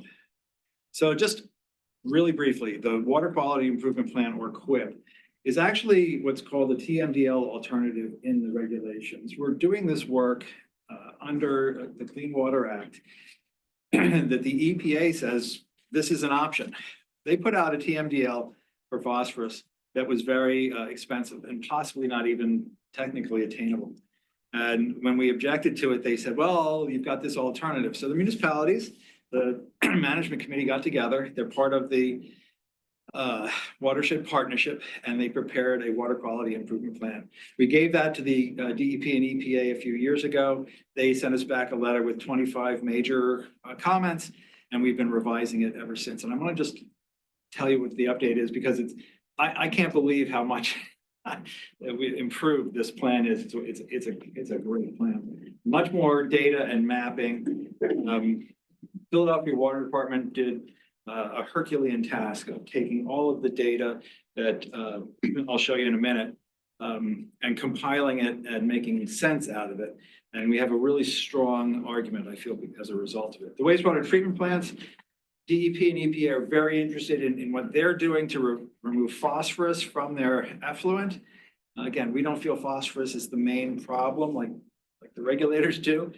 We feel it's more stormwater, and that's why we're looking at MS4 type projects and green stormwater infrastructure like you were just talking about. We have to have metrics, we have to have updates, we have to show DEP and EPA that we're making progress. So that's included in the QIP as well. And then all of the data that DEP and EPA wants to see, but most people aren't going to read, we put into the appendices. And this is just the outline of it. I'm going to touch on these sections, and I'm just spend a lot of time on them. But the factual and regulatory background is part of the study. You'll see in a moment, a map that we made of parcel development, kind of like what Crystal just showed us earlier, where the time, not only where the development is, but when the development occurred is very important. Again, we come back to this water quality impairments and the total maximum daily load. The TMDL is a number. It says there should be this much phosphorus in this creek. There's actually this much more. And then municipalities, you have to get rid of that excess phosphorus, which again is very expensive and technically not achievable. In some cases, they were looking at 98, 99% phosphorus removal from wastewater treatment plants. I'm not sure we can do that. But so we came up with this water quality improvement plan instead. The partnership has stayed together since, well, I guess this is our 10th year. Stayed together, no one's left, no one's even talked about leaving, and I'm really proud to say that they have really stuck with this. Even Cheltenham, which has a very small land area in the watershed, has stayed with us on this. And they voted at the end of last year to form into a municipal consortium or a council of governments to help with implementation. They think they'll have better standing for obtaining grants and hiring contractors and so on. But our goal has always been improve water quality conditions in the Wissahickon Creek through an adaptive management approach. That means we do things, we evaluate them, we say, should we continue to do them, or should we tweak them a little, or should we do something different?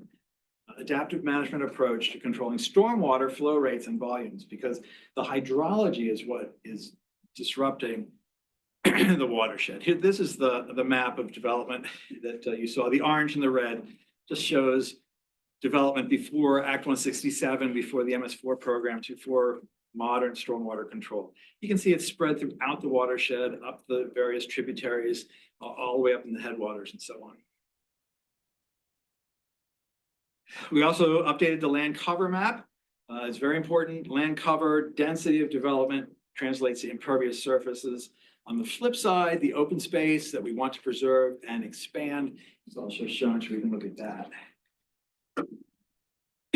The DEP wanted us to look at riparian buffers, so we identified where the buffers are and where they aren't. The highlighted yellow areas are potential projects, and we can go and establish a forested riparian buffer to shade the stream, to reduce temperature, and improve habitat for the aquatic insects, the aquatic life.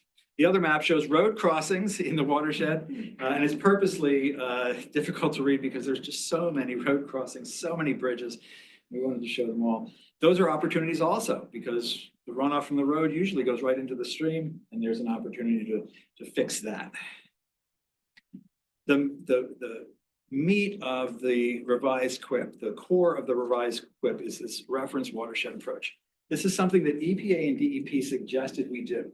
So the fact that we went back and did it so well, I think is going to really carry a lot of weight with the regulatory agencies. They said, do this, and we did it. Like I say, we did it really well.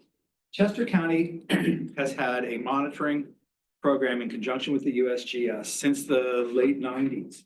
So they have amassed a huge amount of data on their streams. What we do with this reference watershed approach is we find watersheds in Chester County that are similar to the Wissahickon, but who are attaining their water quality level that DEP and EPA are looking for. And then we say, well, what's the difference? How come the Wissahickon isn't when these similar watersheds are?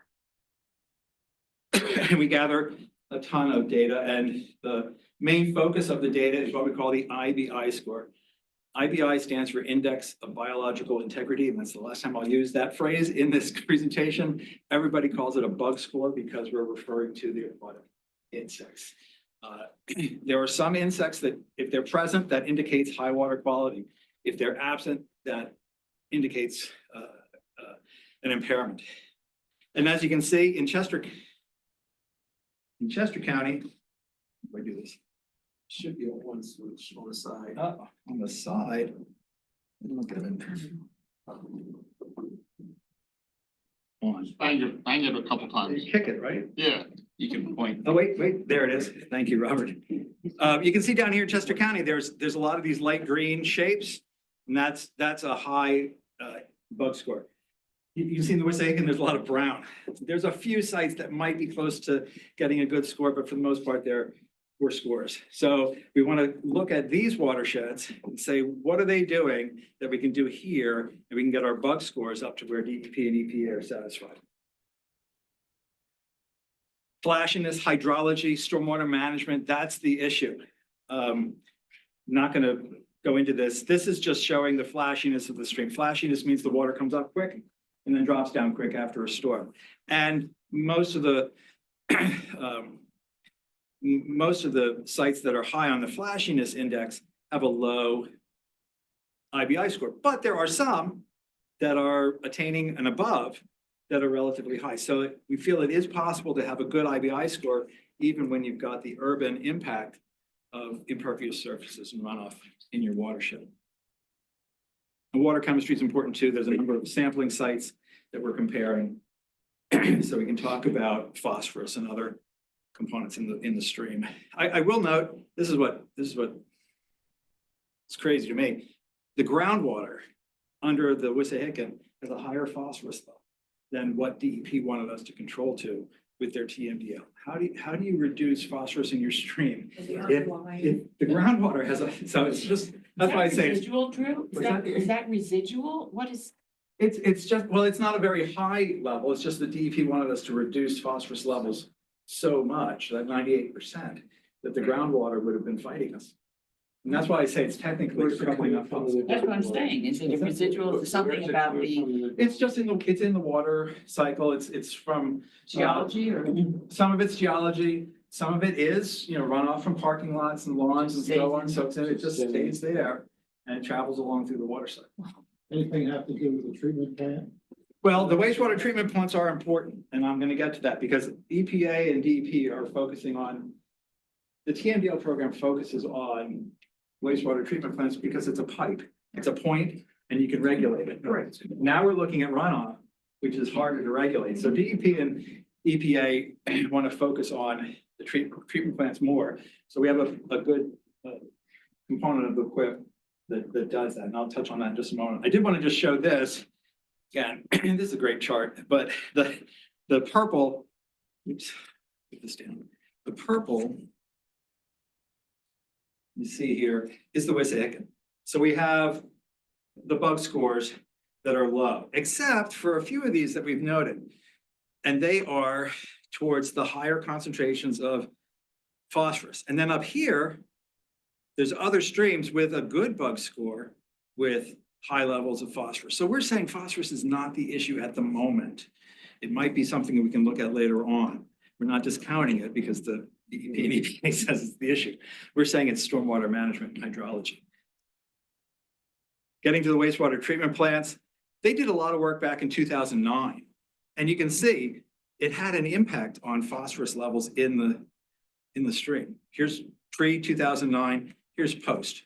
So they greatly reduced the amount of phosphorus in their effluent. But if you remember from the map earlier, we're still not attaining the IBI scores that DEP is looking for, the bug scores. So dropping the phosphorus had little effect on the bug scores. So we're saying we need to manage the stormwater. We need to restore the hydrology as much as possible towards pre-development levels. And I say towards pre-development levels because this is a developed watershed. It's an urbanized watershed. You can't get rid of houses. You've got to try through your stormwater management, your green stormwater infrastructure to try to restore as much as possible. And so we have a bunch of projects under the MS4 program that the municipalities are working on. And we have a bunch of additional projects that are selected. And we recognize that we're going to have to do even more than this over the 20-year implementation period, but this gets us started. Over 100 projects total where we'll be working on installing green stormwater infrastructure on private and public property. The municipalities don't have enough land themselves to do all of these. So we need to get out to the institutions, to the churches, to the synagogues, to the schools and say, let's do a project on your site and improve water quality and be educational. And of course, we have to evaluate what we're doing. It's an adaptive management plan. So after we do, 3 or 4 years worth of work, we'll try to assess the impact and then maybe tweak the program a little bit and then do another 5-year phase and evaluate at the end of that. And thank goodness we have Philadelphia Water Department. As I mentioned, they did the lion's share of the work with the data sampling. You had 600 or 700 sampling sites, 10 pieces of data for every site, thousands of points of data. And DEP selects their site differently than USGS does. So if you have a point in the stream and 20 feet down or 20 yards down is another point, are those the same site? Philadelphia Water Department did what they call geosynchronizing. You're laughing, yeah. It took months. They geosynchronized all the sites and they put groups of sites together so we could analyze the data. They did a huge amount of work. And then the benthic bug samples, they went through 20 years of bug samples and looked at changes in the vertebrate populations. Wissahickon Trails also monitors water quality. And as I said, we have modeling. We can look at the impacts of our program as we go along. The main metrics is something called area treated. All of that land that doesn't have any stormwater management associated with it. The water just runs off into the stream. We're saying, let's get that runoff and channel it through a green stormwater infrastructure facility, whatever it is. And that would be increased area treated. If you take 20 acres of land and now run it through a basin, that's 20 areas of area treated, 20 acres of area treated. But we're also going to monitor the number of projects we do, the linear feet of stream restoration, riparian buffer establishment, and protection of open space. The treatment plants have committed to optimize their treatment process to remove as much phosphorus as they can. But they remove phosphorus by adding chemicals. If you add a chemical, it removes the phosphorus. Now you got to get that chemical out too. So it's a difficult thing, but they're doing the best they can. And then we're going to look at these other metrics associated with good quality habitat for the bugs, dissolved oxygen so they can breathe, pH, things like that. And phosphorus is included in our analysis because, again, we want to satisfy the regulators. We just can't add bugs. You know. They have to live long enough to get counted. Because that's never been a problem, introducing new bugs. Interestingly enough, early on in the process, that came up. Well, why don't we just get More bugs. the sensitive water quality insects that DEP is looking for and raise them and put them in the stream? That you can't do that. The municipalities have committed to projects, policies, and programs, the projects we talked about. Policies are things like, let's establish a uniform riparian buffer ordinance throughout the entire watershed, or maybe look at land conservation ordinances. When development occurs, you're getting a chunk of open space along with it. And then programs can include subsidy programs like Ambler Borough and Philadelphia Water Department have, where if a person wants to put a rain garden in or go put downspout planters or some other green stormwater infrastructure, they can apply to the program and get some funding for it. We're looking at the 20-year implementation period in 5-year increments. Again, towards the end of each phase, we'll be evaluating it. That's our adaptive management strategy and tweaking it as we go along and hopefully maximizing our impact. The management committee, as I mentioned, is becoming a consortium for implementation. Wissahickon Trails is going to be much more involved. They're going to develop the work program. They're going to be securing grants for us. They're going to be managing joint projects because the boroughs don't have the land they need. They have to cooperate with the larger townships and do the project together and get credit. We'll continue to facilitate the committees, and Philadelphia Water Department is taking on the monitoring, and they're also continuing to participate in the management committee. So we're at a point where, as you can see here, tomorrow, the management committee is going to vote on endorsing the QIP to be submitted for preliminary approval by the regulators. It's kind of an interesting or convoluted process. The municipalities don't want to adopt a plan that the regulators haven't approved because they're afraid we'll adopt it, they'll change it, and then we have to adopt it again. The regulators want to see commitment on the part of the municipalities. So which do you do first? Well, what you do is you have preliminary approval from the regulators. Then you go to the municipalities and say, they're ready to approve it. They're not going to change it, adopt it. Then you go back to the regulators and say, they adopted it all. Go ahead and approve it. So that's the strategy anyway. So. Is this causing you to retire? Yeah, this is one of the things. Impetus? This is one of the things that almost kept me here because it's been such, I mean, I know it's taken a long time. Yeah. But it's been such a good project. It's a wonderful process. And just the fact that we have the support of the EPA and DEP, they're not fighting us on this. We're basically telling them that they're wrong because they've been saying phosphorus, phosphorus, phosphorus.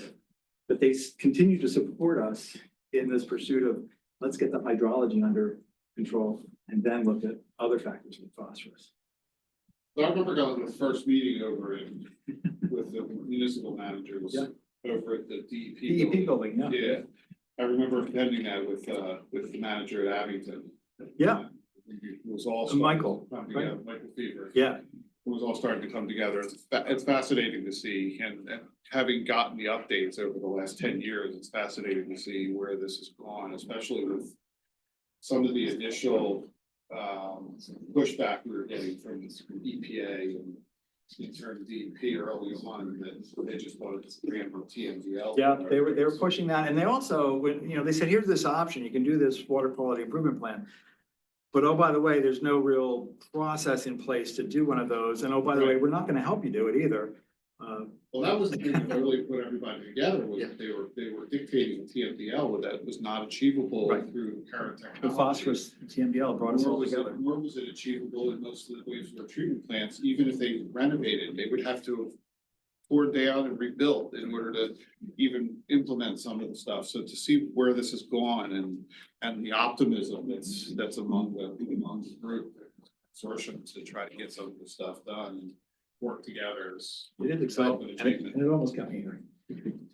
I remember when there was pushback from the municipalities. Right. To even Yeah. go down. this Well, road. early on, Yeah, there was it's like, what pushback from the heck? PWD. Yeah. Yeah, and how do we make sure that when we do, how do we know we've done enough? How do we know we, arrive there? Is DEP just gonna keep giving us more and more standards to? yeah, Percentage hoops of to the jump project through? they own. Right, well, that is a big issue. Yeah. How to get people to pay for it, but we're working on it. Drew, is it, understanding that this is a completely different water issue than the Perkiomen project, is there opportunity for a demonstration project out of this to kind of help the? Well, there's no, we don't have the $1 million grant Well, that's- in Wissahickon, but the municipalities are committed to it. And I think the demonstration is going to be more using the model and PWD's monitoring to say, okay, we did all of these projects, because the municipalities are doing projects under their MS4 program. Right. And then we have additional program projects as well. We've done all of these, and according to the model, it should be doing this for the watershed. It's hard to do something and get immediate results. Sure. Okay. So we'll be monitoring. Okay. So perhaps as another positive outcome of your efforts, when it's not raining, I go fly fishing for trout. And my friend caught his biggest trout in the Wissahickon, which you have a picture of. It's probably 25 inches long. It was a monster. Can you share that with me? Absolutely, but he got it in the Wissahickon. That's great. Like right down the road from where we live, so it was fantastic. Yeah, and you're not gonna have trout there if there aren't the insects to. Exactly, the bug score, right. Hold on, sorry. So any other word comments online? Sandra, you have any comment before we move on to public? No comment. Okay, thank you. Crystal? Just wanted to say both the things that Drew and I were talking about today kind of opens possibility for a conversation about stormwater authorities. Nobody likes to talk about another layer of authority over everybody and another layer of fees, but stormwater authorities in some of these places would allow for funding to be provided for the match for the grants. And it would also allow for groups of communities to work together and everybody take responsibility and credit for the MS4 projects that get done using money from these stormwater authorities. It kind of jumpstarts the ability of folks to get on board. It's not a tax. Any other comments from anybody? Thank you. Drew, do you want to do the next one also? Somebody else. Drew's last presentation. Okay, next up is our White Marsh floodplain restoration project. We haven't had enough water. Yeah, I think you're getting the trifecta today on Somebody else here, stormwater. bathroom break? But we're gonna stay in the Wissahickon. How you doing, Pattie? I'm doing well, but I'm really upset that you think I'm not the best singer in the choir. You're the best alto. Thank you. I'm not sure about that either. but- Friday, you'll be the best singer. So just remind me which clicks and which points. It's like, So left, right, and here's your laser. okay, great, thank you. So, so we are going to be looking at, one more thing. This has been your, it's been your environmental, board meeting, I guess. Is this where about Brett and Emily? Are they? They are gonna be, they're online, yes, and I'll be introducing them in a few minutes. Yes. So excited. Yeah, big head here. Great. Yeah. Oh, Bill's here and Ellen's back. Yeah, yeah. So this has been an interesting, unique project for us at the Planning Commission. It's been an opportunity for my group, the design group, the environmental group, and open space and trails to sort of work together on a project that we all have a vision and a passion for, but came about in sort of a different sort of ways. So, I'm going to go through today. I'm going to do the first few slides and then I'm going to hand it over to our consultants who I will introduce in a minute. We're going to go through the project details, the existing site conditions, the concept design approach, the next steps, and then some questions. Let me start with a few details about this property. So this property is in the Wissahickon watershed. It's in White Marsh Township. More up to date, I'll go back to history in a minute, but right now we're design started in April of 2024 with our consultants. We anticipate construction will be in 2026. And floodplain restoration, the primary goal is to improve the floodplain storage and provide aquatic and terrestrial uplift, as well as water quality improvements. The drainage area to this part of the Wissahickon is about 40 square miles. Let me give you a little bit of history on this. Wait, I gotta ask a question. Go back to that slide, please. Yeah. Go back Are this way. those taken at different times of I can't see what it says on the bottom. Yeah, so that top picture, very good question, Steve. Let me not rush through this slide. This top picture was September of 2020. This, so let me give you a little, let me situate you a little bit here. This is Skipback Pike. This is McGurk's Tavern. The Fort Washington State Park's over here. We have the is it the Green Ribbon Trail that goes around here? And Cross County Trail will coincide with that at some point. And you can see this is a wooded site, and we call it a wooded wetland. It is a county park. So one of the reasons that we're in this project is that it is a county facility. It's a county park. It's not one of the big ones with the big name. It actually just says county park area, I think, on the sign. There's a small parking space, but it is really popular with fishermen. I guess they, as a matter of fact, I was just talking to John Sinker in our office a couple days ago, and I don't know if he didn't go here because there was the bank was lined with people fishing. So it really, really is popular for that, as well as, well, we hope for other things, but the fishermen really like this spot. So This you have other picture. Why was it clear cut for you? So I'm gonna get to that. I'll tell you that in a minute. This lower picture is what the condition was in March of 2022, and I'll give you that history in just a minute, so. It's a little deceiving just because of it. Yeah, no, I'm glad you asked that question. So, this gives you a slightly bigger context of where it is. Again, White Marsh Township. You can see the turnpikes here. There is a SEPTA, there's a train trestle here. We also have, Pico lines that go through the site. This is the site right here. You can see Fort Washington State Park. This gives you sort of like the environs of where it is, but that's its location. But let me give you the history of what happened here then. So in September 2021, Ida came through and had a lot of damage. So there were a lot of places all over the county that were damaged, along with some of the tornadoes that came through at the same time. County had a contract with a company out of Texas to do cleanup. And they did it in a lot of places, all over the county, pretty much trying to clean up anything that was in the way of roadways or in streams that were a danger. That started just shortly after Ida. They had them on contract already, so they could start right away when they realized the level of the emergency. By the time of about end of November, they got to this particular property. And when I showed you before what the property looked like, you can see its shape and that the stream is right here on the lower edge and the road's right here. And then there's only a small little parking area. And so the woods were still there, but they were very damaged and there was a lot of debris in the stream. That's what they were there to clean up. What happened, however, was company decided that the best way to do that, get to the stream, was to clear cut the property and haul everything off. So that happened in late November of 2021. The county and the township started getting a lot of phone calls and about this and wondering what was happening. So there was a particular day that Bill and I were called into an emergency meeting with Leif Clifford and others about what to do with this property. They realized there was an emergency. DEP they cited us that we had done clearing without doing anything for erosion sediment control. And so if we didn't do something immediately, we were going to be in trouble. So we went out, so we first had a meeting about it with, a couple other departments of the county and the contractor, found out kind of getting the background of what happened.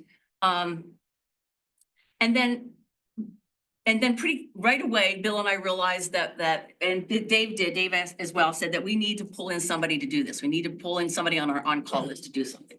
So at 5 o'clock on a Wednesday or on a Monday, Dave and Bill and I called someone on our on-call list, and by Wednesday we had them out there. So. Veronica and Donna. And their truck. That's right. They were the ones that came out. That's very good. So, A lot of money. Pattie, it was a screw up that they clear cut this area. yeah, nobody. I mean, they. So I'm just not gonna comment on that because there's it's still some legal things going on. So I can only say that Okay. they saw that as the most efficient way to do it. Just saying. Yeah. So, just as an aside, they also were able to sell anything they lumbered. Gotcha. So, And that's a Move on. and again, as a fisherman, that's a popular place to fish. yeah, And without trees along the stream right there, that sort of ruins it for the fish in the stream. Yeah. And the fishermen who want to catch it and. right. So, but we're hoping that in this particular case, we can make lemonade out of lemons. So that's where we'll be going into the next part. So this was the day that we were out there on the site walking around with the consultants and seeing what we had to do. And what we really had to do immediately was a temporary erosion sedimentation plan, which it was RK&K. They turned it around really quickly. They put it in place. It was supervised by MCCD. We had a lot of partners that helped us get this done and get that to that point. However, while we're walking around that site, there was a conversation, Bill, myself, Drew, Dave, wouldn't this be great if we could do something more than just put seed on it and replant it? Is this an opportunity to create a better floodplain management here and to have a restored floodplain?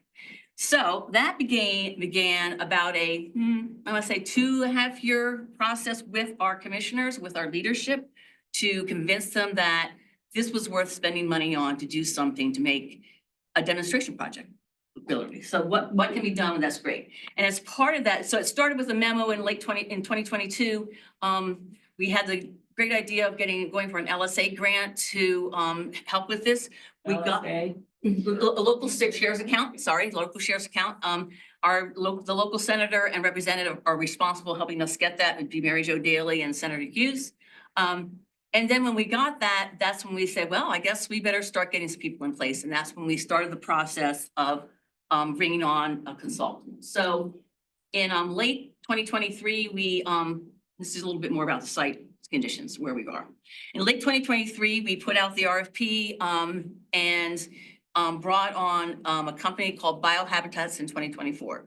Give a little bit of background about them before I introduce them. They are the ones that did the design for the headwaters of the Wissahickon up in Upper Gwinnett that we gave the Montgomery Award to. So this is a team that has done a lot of this. They are very, very familiar with the Wissahickon, and they have award-winning projects. So I'm going to stop sharing, or we're going to stop sharing.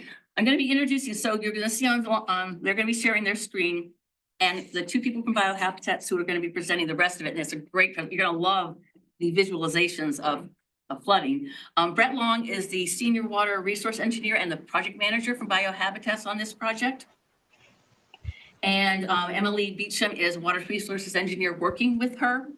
But they're going to now take the stage or take control of this and show what they're doing as part of their design, where we're going with that, and then we can take some questions at the end or during it, however you want to do it. But I'll stand up here to help monitor that. So Emily and Brett. Morning. Morning, everyone. Good morning. Good morning. I just want to make sure, can you all see my screen? Yes. Yes. Okay. So thanks so much, Pattie. And really, this whole day has been a perfect setup for our project and a perfect introduction. I'm going to dive into some of the background work that we've done on this project so far, and then we'll talk through the concept and our next steps. So we began our initial fieldwork last summer, and the intention of the fieldwork is to sort of document and record the existing conditions of the site, both for our design purposes and for permitting purposes. So here you can see a close-up photo. Can you see my pointer? Hope so. Of the site. Emily, are you able to maximize the screen? It looks like are you in presentation mode? I think it'd be easier to see if it's a little bigger.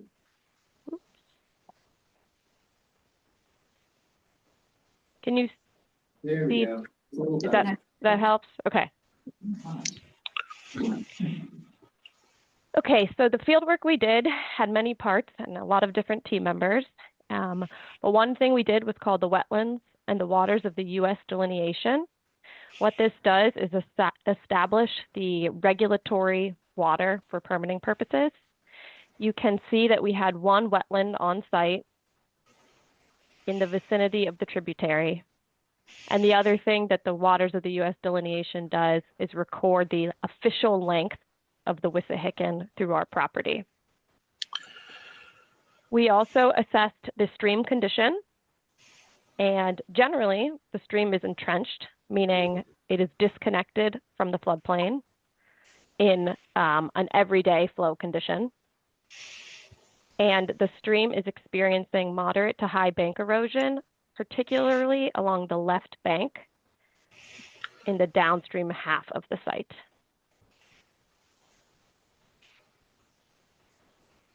We also assessed the soil condition on the site, and this is sort of had a twofold purpose. One was that we are talking about a restoration project that includes some significant amount of excavation. So we were trying to determine if the removal from the site would be clean fill for putting it elsewhere. And also the cut, as we excavate, would it be plantable? And the answer to both of those questions was yes, so that is great news. So we've got good soil on the site for both for removal and for replanting and reestablishing a wetland condition. We also assessed the trees and the vegetation. As Pattie introduced the project, we know that there is pretty little tree cover and tree canopy on site. And as far as the shrub layer, we had a predominantly invasive understory. However, we are directly across from the Fort Washington State Park, as you saw. So another thing we did was take a look at the native condition over there and record the extent of the native species over there to sort of influence and help assess our planting palette for the restoration itself. I'm going to turn it over to Brett now. All right, continuing along the lines of our site investigation to get you all familiar. There are utilities on this site that we needed to consider when we were developing our restoration concepts. In particular, there is an overhead Pico line that runs parallel to the bridge. And we are in contact with Pico and have gotten their design guidelines for working around their infrastructure, as well as after some effort digging up an easement from 1926 to see the extents of that easement coverage. But maybe more significantly for the project, there is a Texas Eastern Sunoco gas line that runs through the middle of the site under the stream. So certainly we have to consider that and work around that to some degree, since it runs right through the middle of the site in our proposed floodplain restoration area. Next slide. And just to highlight the parking area that Pattie mentioned, the existing parking area that will continue to be the primary access for not only park users, but also our construction. And as part of this project, we hope to make some improvements to welcome the public a little more. Okay, so that was sort of the on-site work, but there was also some background computer assessment we did. We already heard this term today, but the hydrologic and hydraulic analysis. So the hydrologic is sort of how much water, and the hydraulic analysis is how that water moves. So we are super fortunate to have a USGS gauge right on our site at the upstream limit of our site. So what we did is essentially download all that gauge data and do a statistical analysis to determine your standard, 2-year storm, 50-year storm, 100-year storm, et cetera. And here on this table on the left, we've listed the top 10 water years, and you can see how Hurricane Ida and Hurricane Floyd are on that list. I will say that at our site, a 100-year storm is 15,900 CFS. So it's actually larger than either of these two, and that is specific to this site. That isn't, generally for the entire county. With this data, what we did is we run this storm through a 2D model of our site to sort of watch and assess how the stream is flooding. So we're going to take a look at a couple of videos of the existing conditions assessment for the 2-year storm peak. So what you're seeing before I click play here is a screenshot of HECRAS. This is the software that we use. And up here, you'll be able to, in this top right corner, see the time click by. And then down here is a legend. And we're going to watch the rising limb of the 2-year storm. So this is what we're looking at is velocity, and we're going to watch the water essentially peak during a 2-year storm event.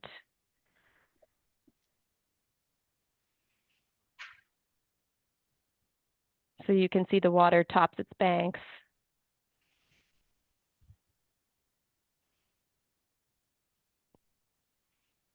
And begins to flood the property.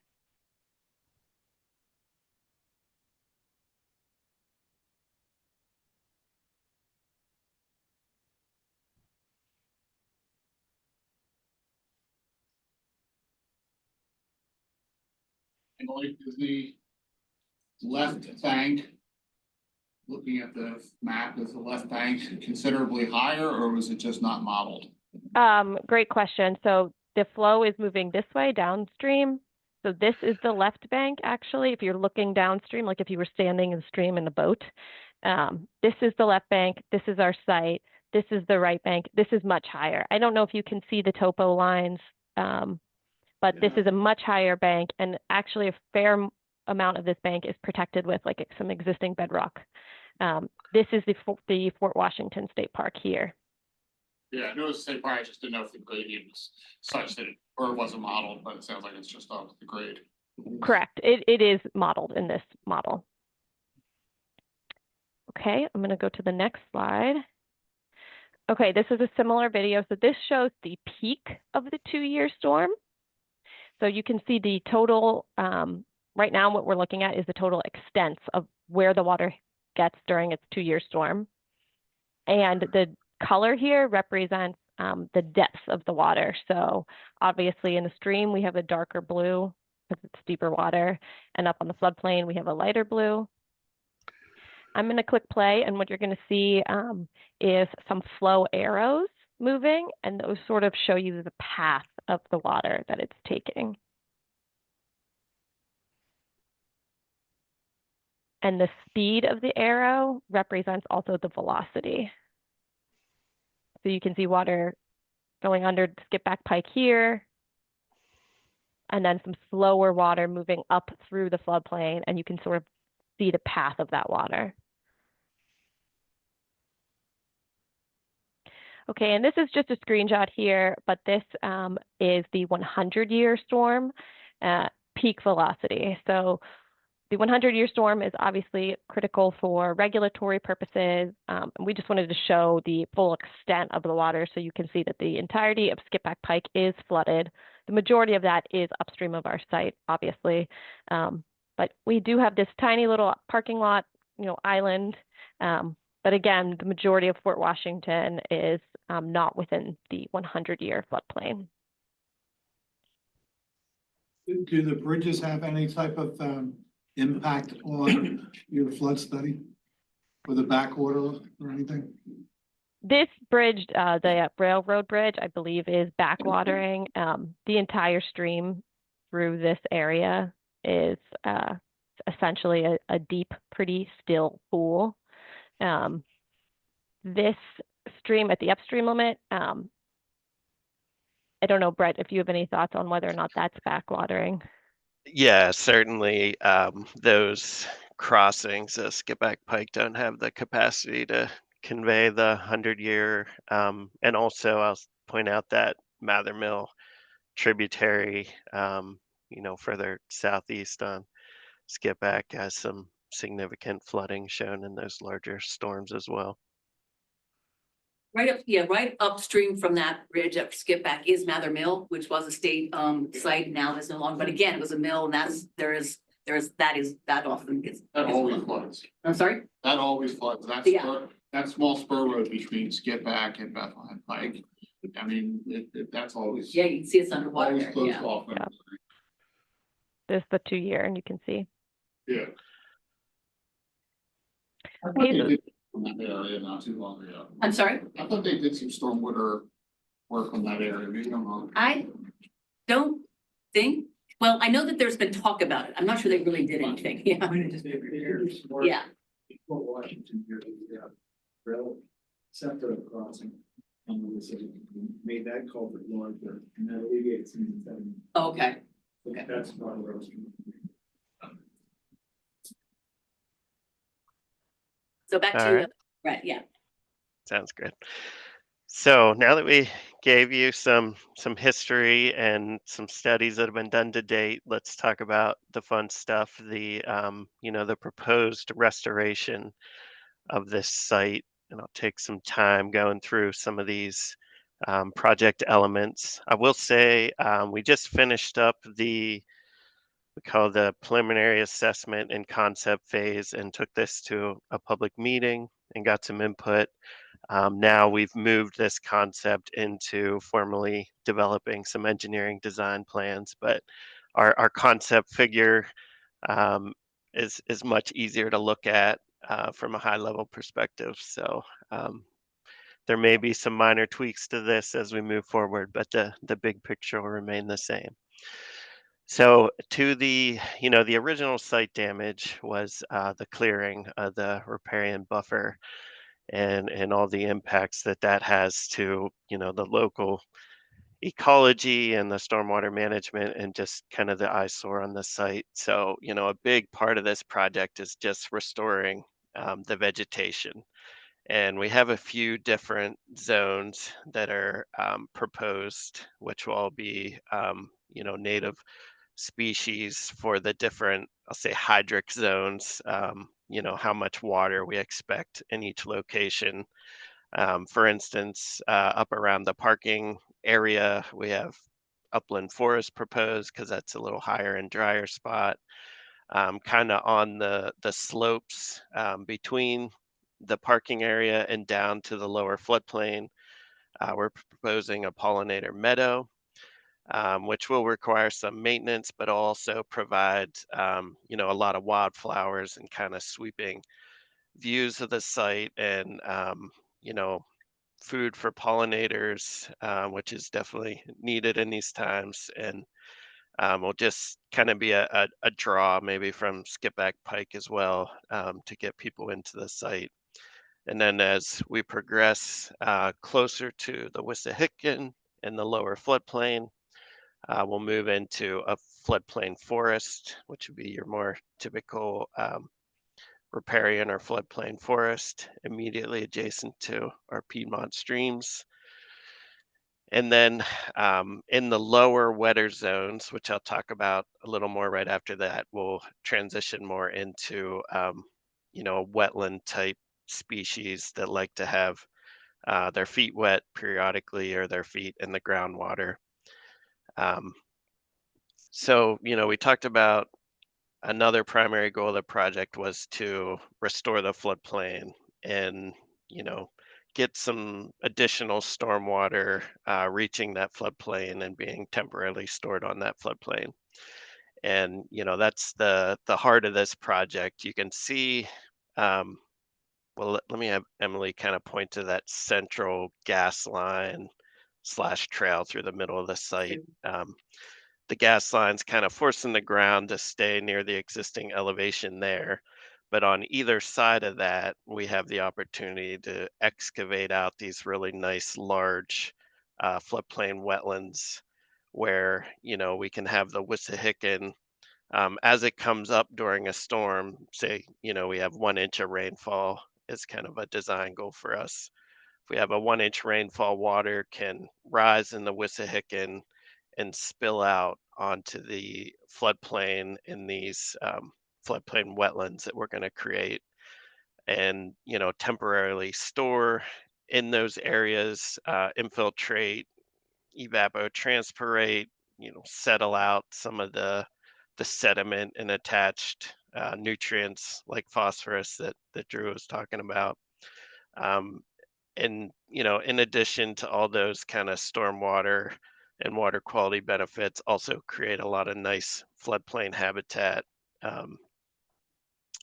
for local wildlife, which was something we really heard from the public, that should be a priority goal for this restoration. Um, the site's a little unique in that, we're not proposing to immediately access the floodplain from kind of the upstream edge of the site. We're actually kind of back feeding into the downstream end of these wetlands via these rock weirs that we're proposing to install. And one of the reasons for that is we anticipate that'll be a lot less energetic flow to feed these wetlands than if we were kind of spilling everything right onto the floodplain from the upstream end. And you'll be able to see some of that from this additional modeling that we'll show.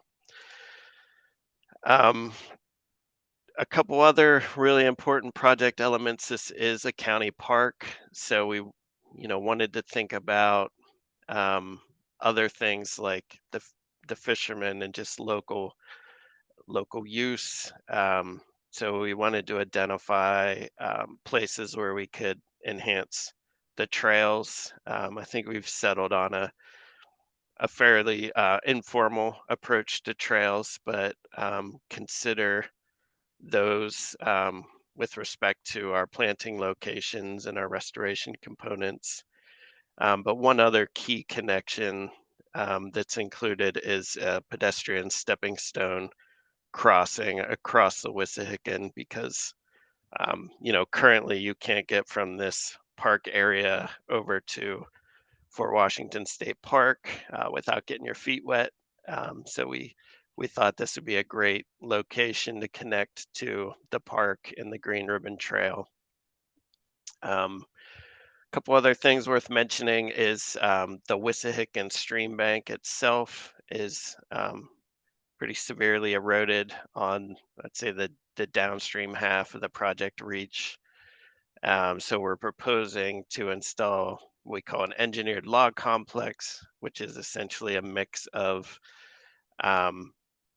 large wood and some rock to prevent that bank from eroding and sending that sediment downstream post restoration. And one last note on this one, I just wanted to mention this site is 12 acres. So these wetlands are large. It's an opportunity to really make a big impact. Each of these floodplain storage area wetlands are multiple of acres. So it's a real, like Pattie said, making lemons out of lemonade. It's a park parcel that doesn't have buildings on it, so we could really do some great restoration work at this site. So next slide. So here's a cross section through the site. It's a little difficult to see the change in vertical on this, but a couple things to highlight is we're proposing to keep a bit of a higher area or berm immediately adjacent to the Wissahickon. And there would be a informal trail on top of that. And then behind the berm is where you get into that lower floodplain restoration / wetland storage area. And then, you know, the right side or edge is where we start to slope back up towards Skipback Pike to kind of tie more to the roadway or parking area. And we have, I think right now we're sitting around like 5 feet, 4 to 5 feet of average cut within in the deepest part of those wetland cells. So, you know, compared to the existing grounds, coming down that amount to be able to create that connection to the Wissahickon in a lot more rapid way than currently exists. That existing bank is in the highest points, maybe 6 to 7 feet tall. So we need to come down a good bit to be able to get floodwater to that floodplain a lot more rapidly. And then just a couple pictures on the bottom. Wait, Brett, I think we have a question. Is that usable? Sure. Is that usable soil or is it contaminated or anything? We did do the clean fill testing and several geotechnical borings and test pits on site, and all of our testing showed that it's clean fill. Do you have an And, estimate of how many cubic? Sorry, Do you have an estimate of how much soil's coming out of there? we're working on that now. We had an estimate from our concept. We're actually trying to reduce that a little bit now to reduce costs, but we're talking, you know, potentially in the range of 20,000 cubic yards, so a large volume. Would it be used for the berm? No, the berm is essentially either staying at or coming down slightly from its existing location. So we're almost entirely in a cut condition for this project to be able to get that floodplain reconnection. From a cost standpoint, if you check around to various contractors, 9 times out of 10, they will truck it, you know, your excavation, let's just say it's 20,000 yards. You could get a trucking company that could take it for just the trucking fees, because if you're trying to get rid of that without working some type of compensation from contractors, you'll go broke on that project. Wait, Yeah, so They need to find. Bob, that's fair. Right, But exactly. that'll be, our next stage of doing, that's something we'll have to manage. what's the timeline? Huh? What's the timeline? The timeline is starting construction in 2026. Money available to do it? It's in our budget. What's your budget? What's your dollar value? So, Bill and I have worked on this together. We're looking, this is estimated at around, I don't know, what was the last figure, Bill? Was it 3? 3. Yeah, 3.5 million. We have $1 million bill, let's say. Yeah. And that's all for construction pretty much. So that will offset that piece of it.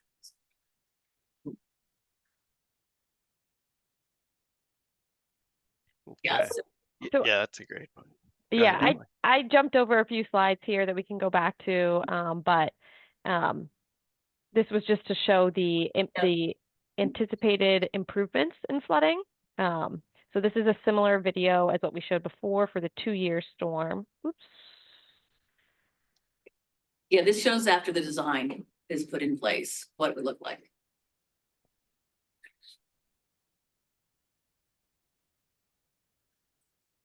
And you can see how the water's coming in from this lower edge right here. Fill in.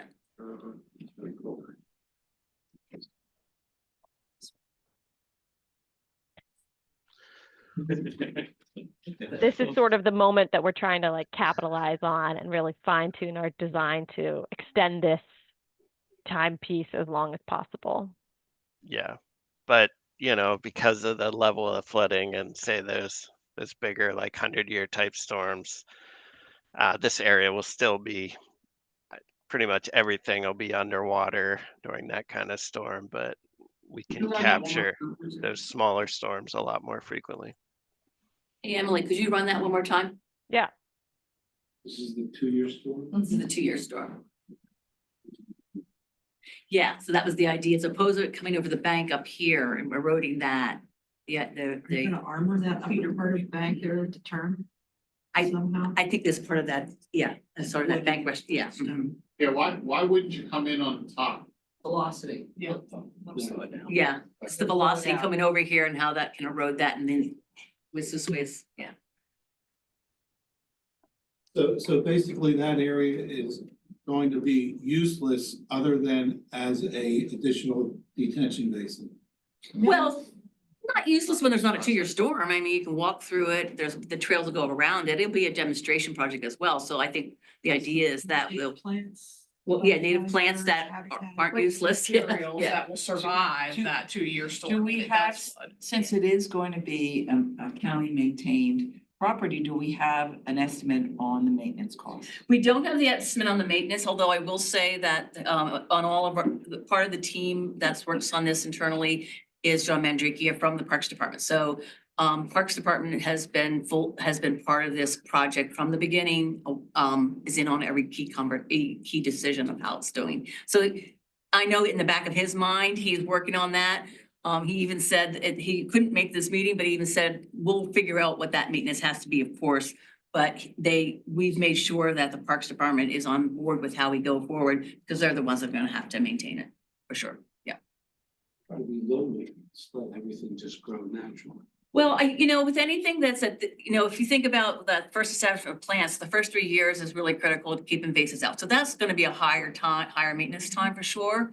The talk we've had about the trails, again, we've been having that conversation. What's the kind of low impact trail you want to have, but still provide the access for the public to use it? And that then John or David and his teams can manage it. So again, those are all conversations that are part of this discussion. Yeah. And that maintenance contract also, I don't know if it fits in there, needs an interpretive signage for, Yeah. even in some QR codes, but sometimes just a visual sign to let people know there's a story with where we are and the progression of that story, because it's going to really progress really dramatically over the first several years. Yeah, and so one of the, I think more of the sort of our ways of approaching this project, I'll see, we've had talks internally, is to first get the floodplain restoration done, but separate out then the pieces, not that we won't do it, but that'll be the next step, is that the interpretive signage, how we improve the parking lot and do other things to make it more usable as a county park. But because of the cost of it, we needed to kind of separate that out and do this piece first. Not that we're not gonna do it, I just. No, but yeah. I just think people need to Yeah. know, Mhm. even if it's a QR code. Oh, yeah, for sure. Now, know- that's a good point. There will be a county sign with a QR code. Yeah. Because that's how you capture people's interest and have them understand it's not messy. Oh, you The know what? difference. I was misunderstanding you. I was thinking about signage after it's done. As the project goes on, even when we do start that point where we see people on site, we've talked about what signage would be there, letting them know what's happening here with the QR code so they can understand. Sure, yeah. Where do they, Emily or Brett, I guess Liz, where do you stand with your Army Corps of Engineers joint permit? So the current project status is, just in the past couple months, we've transitioned from having this approved concept to developing these detailed engineering plans. And then we'll submit to, the Army Corps, DEP, the Conservation District and other permit agencies. So we're not, we're still in engineering plan development phase. And I'll say we're about a month or two out from starting the permit submission and coordination. So in the near future, but we haven't formally submitted any permits yet. Have you done a scoping meeting with the Army Corps or the local conservation district? We have not done pre-apps with them yet, no. And I guess in that vein, you said the Sunoco line goes pretty much directly through the, It was that white, on that concept, it was the white dash line, right? That trail was on top, right on top of that so Sunoco. is that within the area that would become part of the flooded area? And if so, do you think the Sunoco is gonna be all right with introducing floodwaters on top of their line? Well, there's floodwaters on top of their pipe now, so Yeah. they've been in that condition all along. For the 2-year, it doesn't top over that, but in a 100-year it will. But yeah, they've been there all this time. So is that like a little bermed up over Yeah, top yeah. of their line? Yep. And yeah, we've been in contact with them, and we're gonna not grade within a certain distance of that line, and the plans will be submitted to them for review as well, along with Pico. Thanks. Any other questions for anybody? Crystal? The PHMC was listed as one of the agencies to coordinate with. Is that because of the railroad bridge? No, right about here, well, up here is a little lime kiln that we think we are avoiding it and we are staying clear of it. So But the railroad bridge is not listed as historic? no, and actually, I think the railroad bridge isn't on our property. It's all, okay. Yeah, well, that so, would yeah. help. That would help. Yeah. Because I bet it is historic. Okay, yeah, but we're not touching it though. Okay. Yeah, any project of this size would have to go through like at least a preliminary review by PHMC.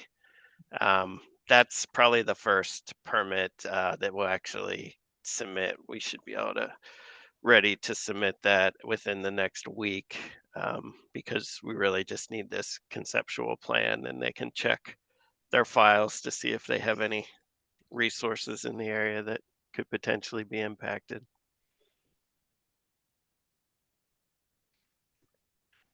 And I should just mention you'll see on the schedule activities for the coming weeks, there is a check presentation scheduled for Monday, April 21st at 1:30. So if anyone was interested to get out and see the site and learn a little bit about it, the two senators will be presenting the check to our commissioners. Yeah, thank you for mentioning that, Ellen. It's on the 21st. 21st at 1:30. Everybody received that from Karina earlier today. Yeah, so planning events. you'll need to park at McGurk's, and then White Marsh Police and County Rangers will help everyone to get safely over to the site. So it's an opportunity. Yeah, it's an opportunity. And again, I just wanted to give, so Brett and Emily, we're gonna come in for this meeting because the check presentation was going to be later today and then it got moved. So we felt that we needed to be economized with their time. And so that's why this presentation was done remotely by them. But hoping that one of them can maybe come to the check presentation and be on site. So. Any other questions? Thank you, thanks Brett and Emily. And thank you guys. Great. Thank you all. Thank you. All right, Scott, finish your talk. Okay.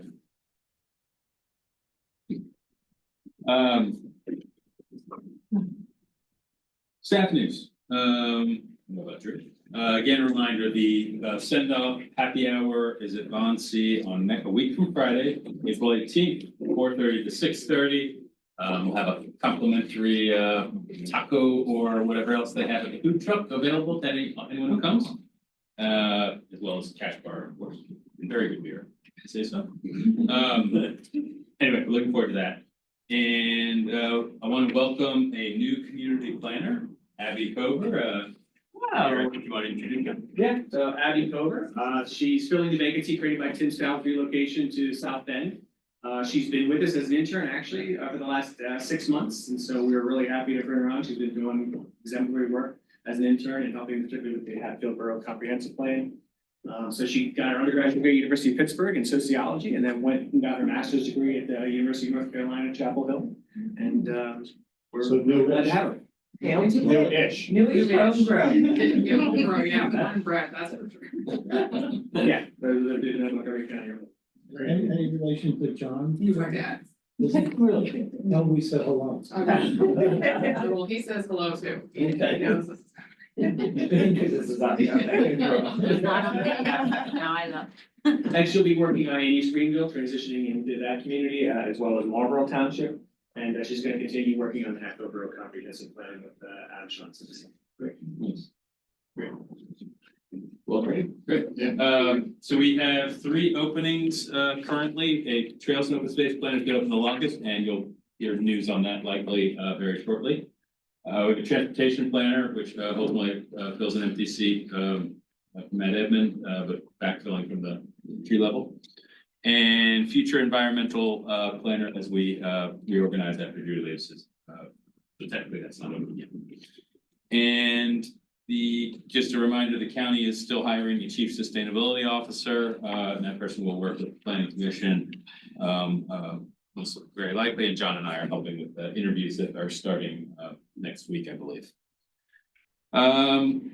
Montco 2040 grant program. Thank you to those who have served on that review committee. They've been through 2 marathon sessions so far. We have one last shorter session to really have been through all the applications, and now it's time to make those difficult recommendations of where to go with it.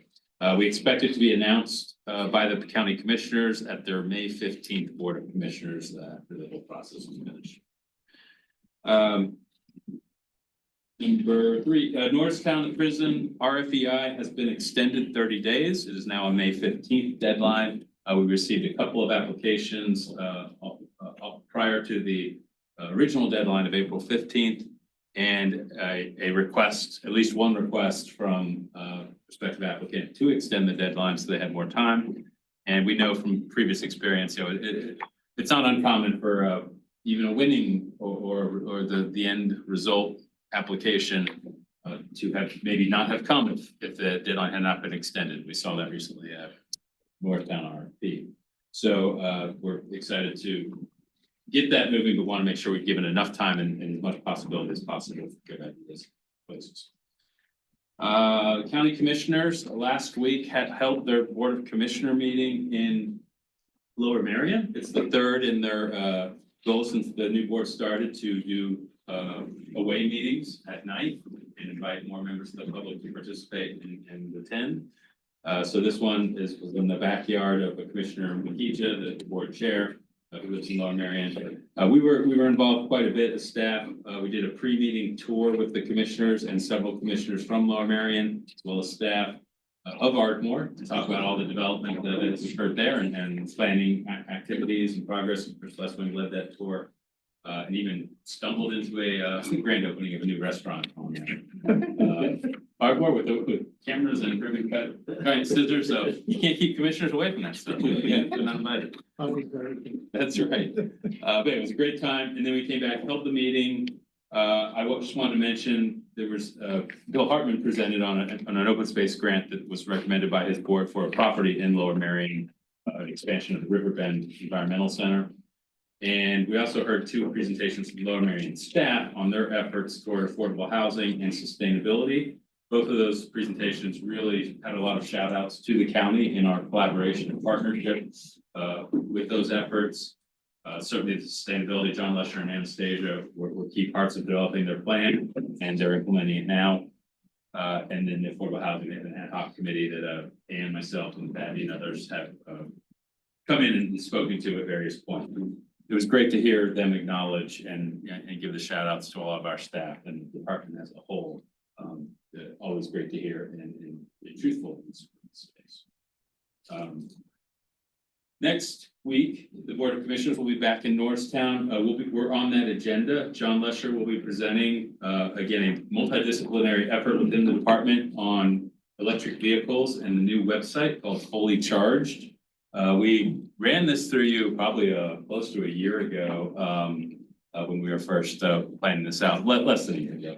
And it is finally ready to launch almost. It will be ready by Thursday. Anyway, this site's going to contain There's a clear deadline. Right. It's going to contain an extensive model ordinance to help municipalities and officials with regulations and issues, as well as educational components to talk about those issues, and an interactive map that lets anyone explore where existing facilities are, where certain sites and demographics might indicate the need for additional sites, really all geared towards, how we can provide the infrastructure, which even in the face of, uncertain funding towards this effort, the success from a market standpoint of electric vehicles highly depends on the infrastructure and the availability to charge. So we're not pulling back from that at all, even if other certain directives maybe. So that's that. On number 5, I just wanted to let you know, SEPTA is holding a press conference tomorrow. It's probably going to be a pretty big deal, and you'll hear about it. It's detailing the impacts of their budget position and what's happening at the state. There's a proposal to bring them to, I think, the bare minimum. But without getting that, they're going to detail all the things that will happen otherwise. This is under embargo, so I'm not going to comment on what those things are. I think some of the early ones that would take place in July have been out there, but my understanding is this presentation will also talk about January, where things get a lot worse. And the theme of it within the term that probably will be used is a death spiral.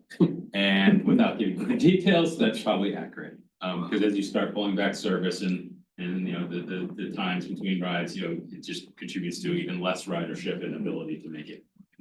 So our Commissioner Makija is on the SEPTA board, so he will certainly have comments on these issues once as they become public. We have staff assisting in some of them. So keep keeping mindful of when it comes up. And then also events for next month. I think we covered most of them. Thank you for mentioning the rest of the check presentation for the White Marsh floodplain. Staff is actually, if you recall, in the last 4 years, this will be the 4th year where we've done a community service project every year. And we're returning to the sites of one of our earlier ones this Friday morning to the Norristown's Riverfront Park in a cleanup effort. This is a part of the Perkiomen Watershed Conservancy's stream cleanup event, which takes place all up and down the watershed over the week, from Friday on through the weekend. I'm a little worried about the weather right now, so it's touch and go, honestly. If we have to reschedule, we will, but looking forward to that opportunity. And as always, you're welcome to get dirty with us, but I'm sure you have your own efforts in your neighborhoods. And then finally, the SRPRA will be in Pottstown for the April 28th board meeting. Every 6 months, they do an anchor community in-person meeting, so it's a little bigger deal. That will be at the community college at North Hall. So follow up with that next meeting, how that went. And April 28th is also the Hatfield Borough Community Open House for our community planning effort to do their comprehensive plan. This was a new community brought on this year or the end of last year. And so they're moving forward with that comprehensive plan. So that's also another high profile in that community event. Lots of good stuff in that sheet that went out this morning, and that's all I have. Any other comments or questions before we adjourn? Scott, the annual report. Thank you, Beck. Sure. Thank you. Annual report. Here it is. Sorry. Beginning. Not off the press, although it just takes a quick while to put together, but it really exemplifies all the great work and all the staff efforts on all of our projects as well as the board. So please take a look. I think we're gonna fully release it tomorrow, just making sure everything else comes out. And I'll put it protected. Thank you. And thank you. I have to acknowledge, thank you, Rita, Pattie, really pulling this together, and other staff contributed some of the content, of course, but it's not easy. With that, there's no comments or questions forward, then we will stand adjourned. Thank you, everybody. Thanks. Thank you. Thank you.